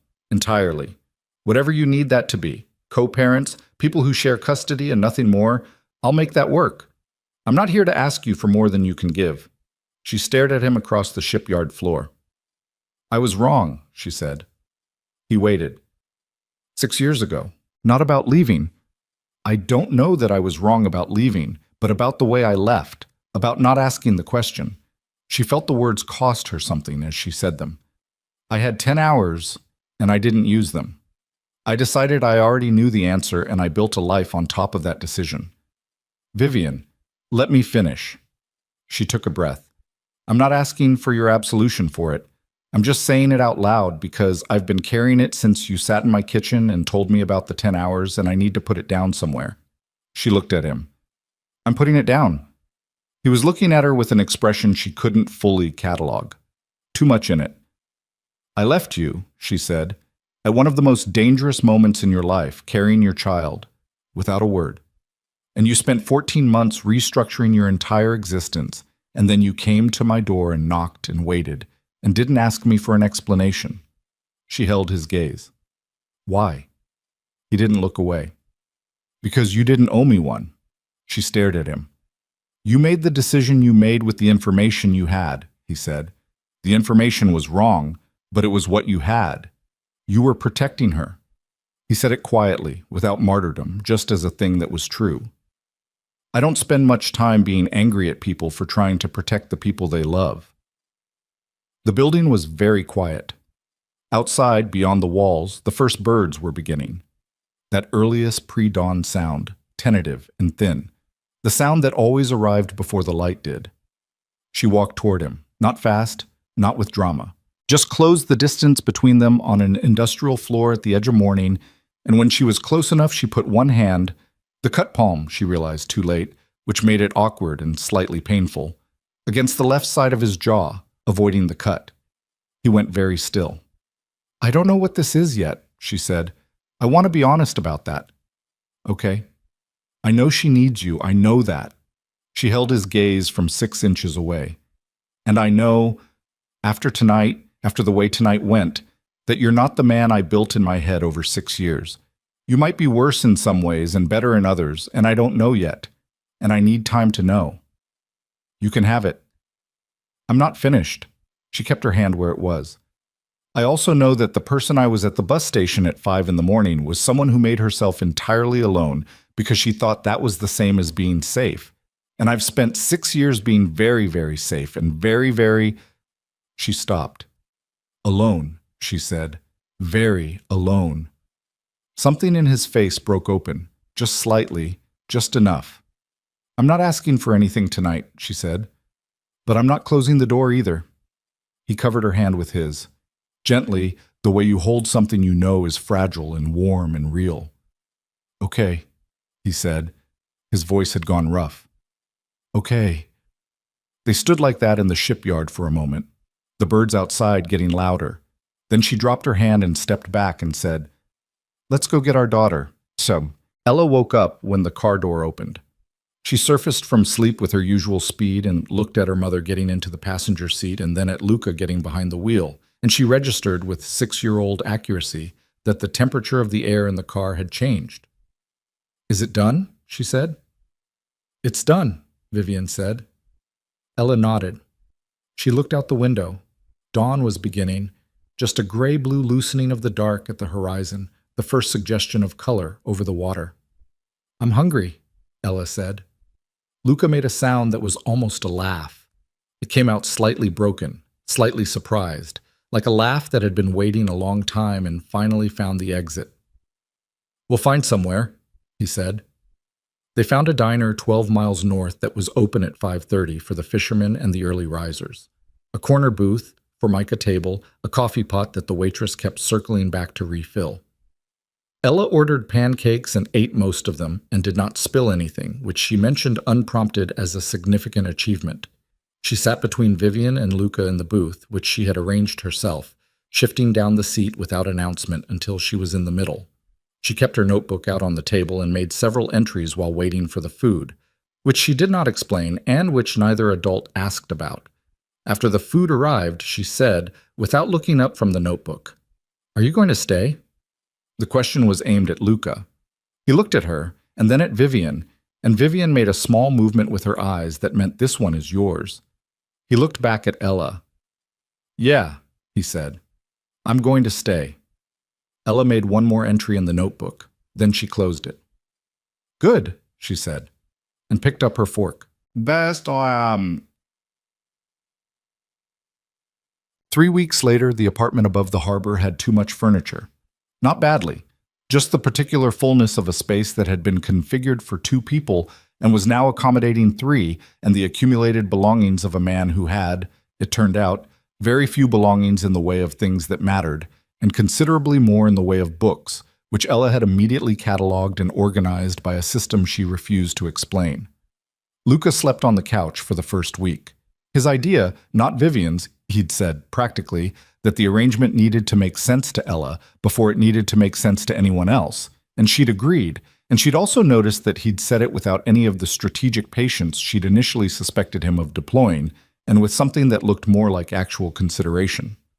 The second week he found a small rental 3 streets over. Close enough to walk in 5 minutes, far enough that it wasn't a thing Vivian had to feel a position about. Ella visited it on the 4th day and declared it acceptable, but noted that it lacked plants, which she considered a correctable problem. She arrived the following afternoon with a small succulent from Mrs. Calloway's windowsill that she'd been given permission to take and installed it on Luca's kitchen windowsill with the authority of someone completing a necessary task. "Now it's better," she said. Luca looked at the succulent. "Thank you," he said. "You have to water it," Ella said, "but not too much. They don't like too much." "How much is too much?" Ella looked at him with patient exasperation. "I'll write it down for you." She did. In the notebook, carefully, with a small labeled diagram. She tore the page out and left it on his counter. He kept it there. Vivian saw it when she came to pick up Ella one evening, 3 weeks in, and found them at his kitchen table with the notebook open between them, Ella explaining something about gastropod nervous systems with intensity, and Luca listening with his full attention in that way he had, elbows on the table, eyes on her daughter's face. She stood in the doorway for a moment. Neither of them had heard her come in. She watched Ella's hands move while she talked, expressive, emphatic, slightly dramatic. Luca's expression, attentive and genuinely interested, asking a clarifying question that made Ella point at something in the notebook and say exactly, "That's exactly it." The same eyes looking at each other. She didn't announce herself. She just stood in the doorway and let it be what it was. The Bellanova agreement held. Luca heard from his people in Chicago 6 days after the shipyard meeting. Quiet confirmation through the appropriate channels that Milo Bellanova had pulled his operation back from the northern corridors, dissolved the contract, and done so with enough finality that the men in his organization who'd been watching for weakness read it as strength instead. Ricci returned with the men who'd been taken down at the inlet. All of them were whole, which was either a concession or a message or both. Luca spent the following weeks in a series of phone calls and meetings she wasn't part of. He didn't hide them from her. He told her simply when there was something to tell, the way one adult tells another adult about the work they're doing. She appreciated the simplicity of it. 2 months after the shipyard, he flew back to Chicago for a week. He told Ella he was going before he went, which Vivian hadn't asked him to do but noticed. Ella said, "When are you coming back?" He said, "Sunday." She accepted this. He came back on Sunday. Vivian asked when Ella was in bed, "How did it go?" He said, "The real estate holdings are fully separated. The import brokerage will take another 2 months. The restaurant group is already clean." He looked at his hands. "My underboss of 11 years thinks I've lost my mind." "What did you tell him?" "That he was welcome to think so." A pause.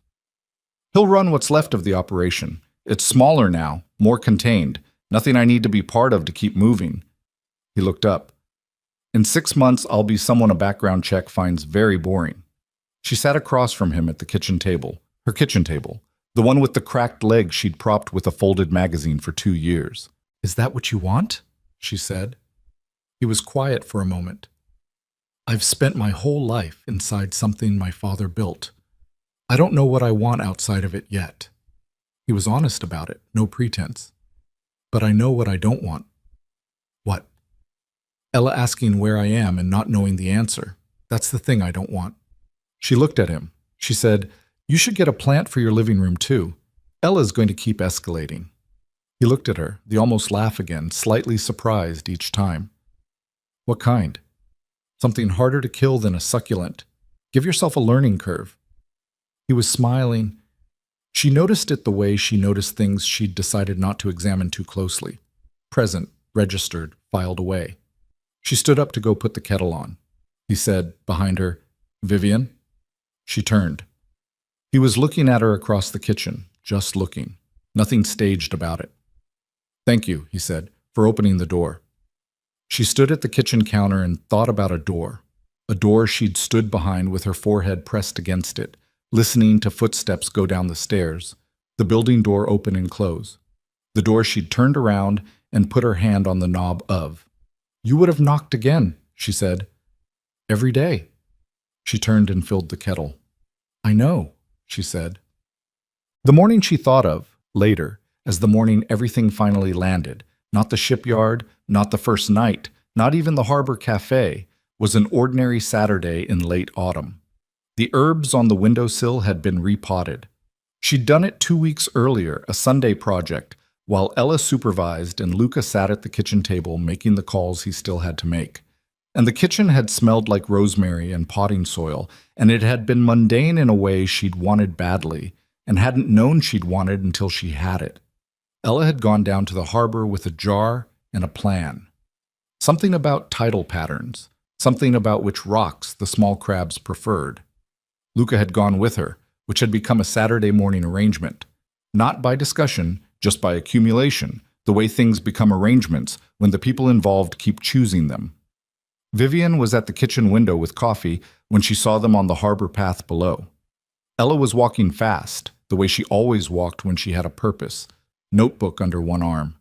Luca was keeping pace beside her, hands in his jacket pockets, listening to whatever she was saying.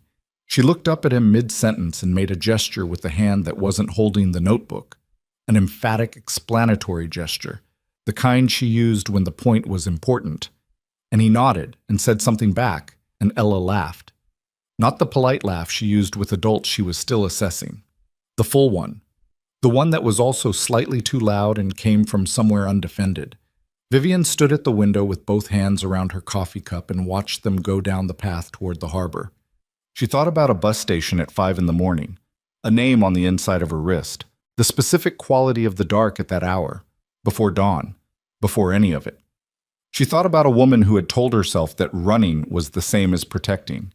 She thought about a woman who had learned, slowly and expensively, and through exactly the kind of suffering that does not sanitize itself into wisdom, but just remains stubbornly suffering.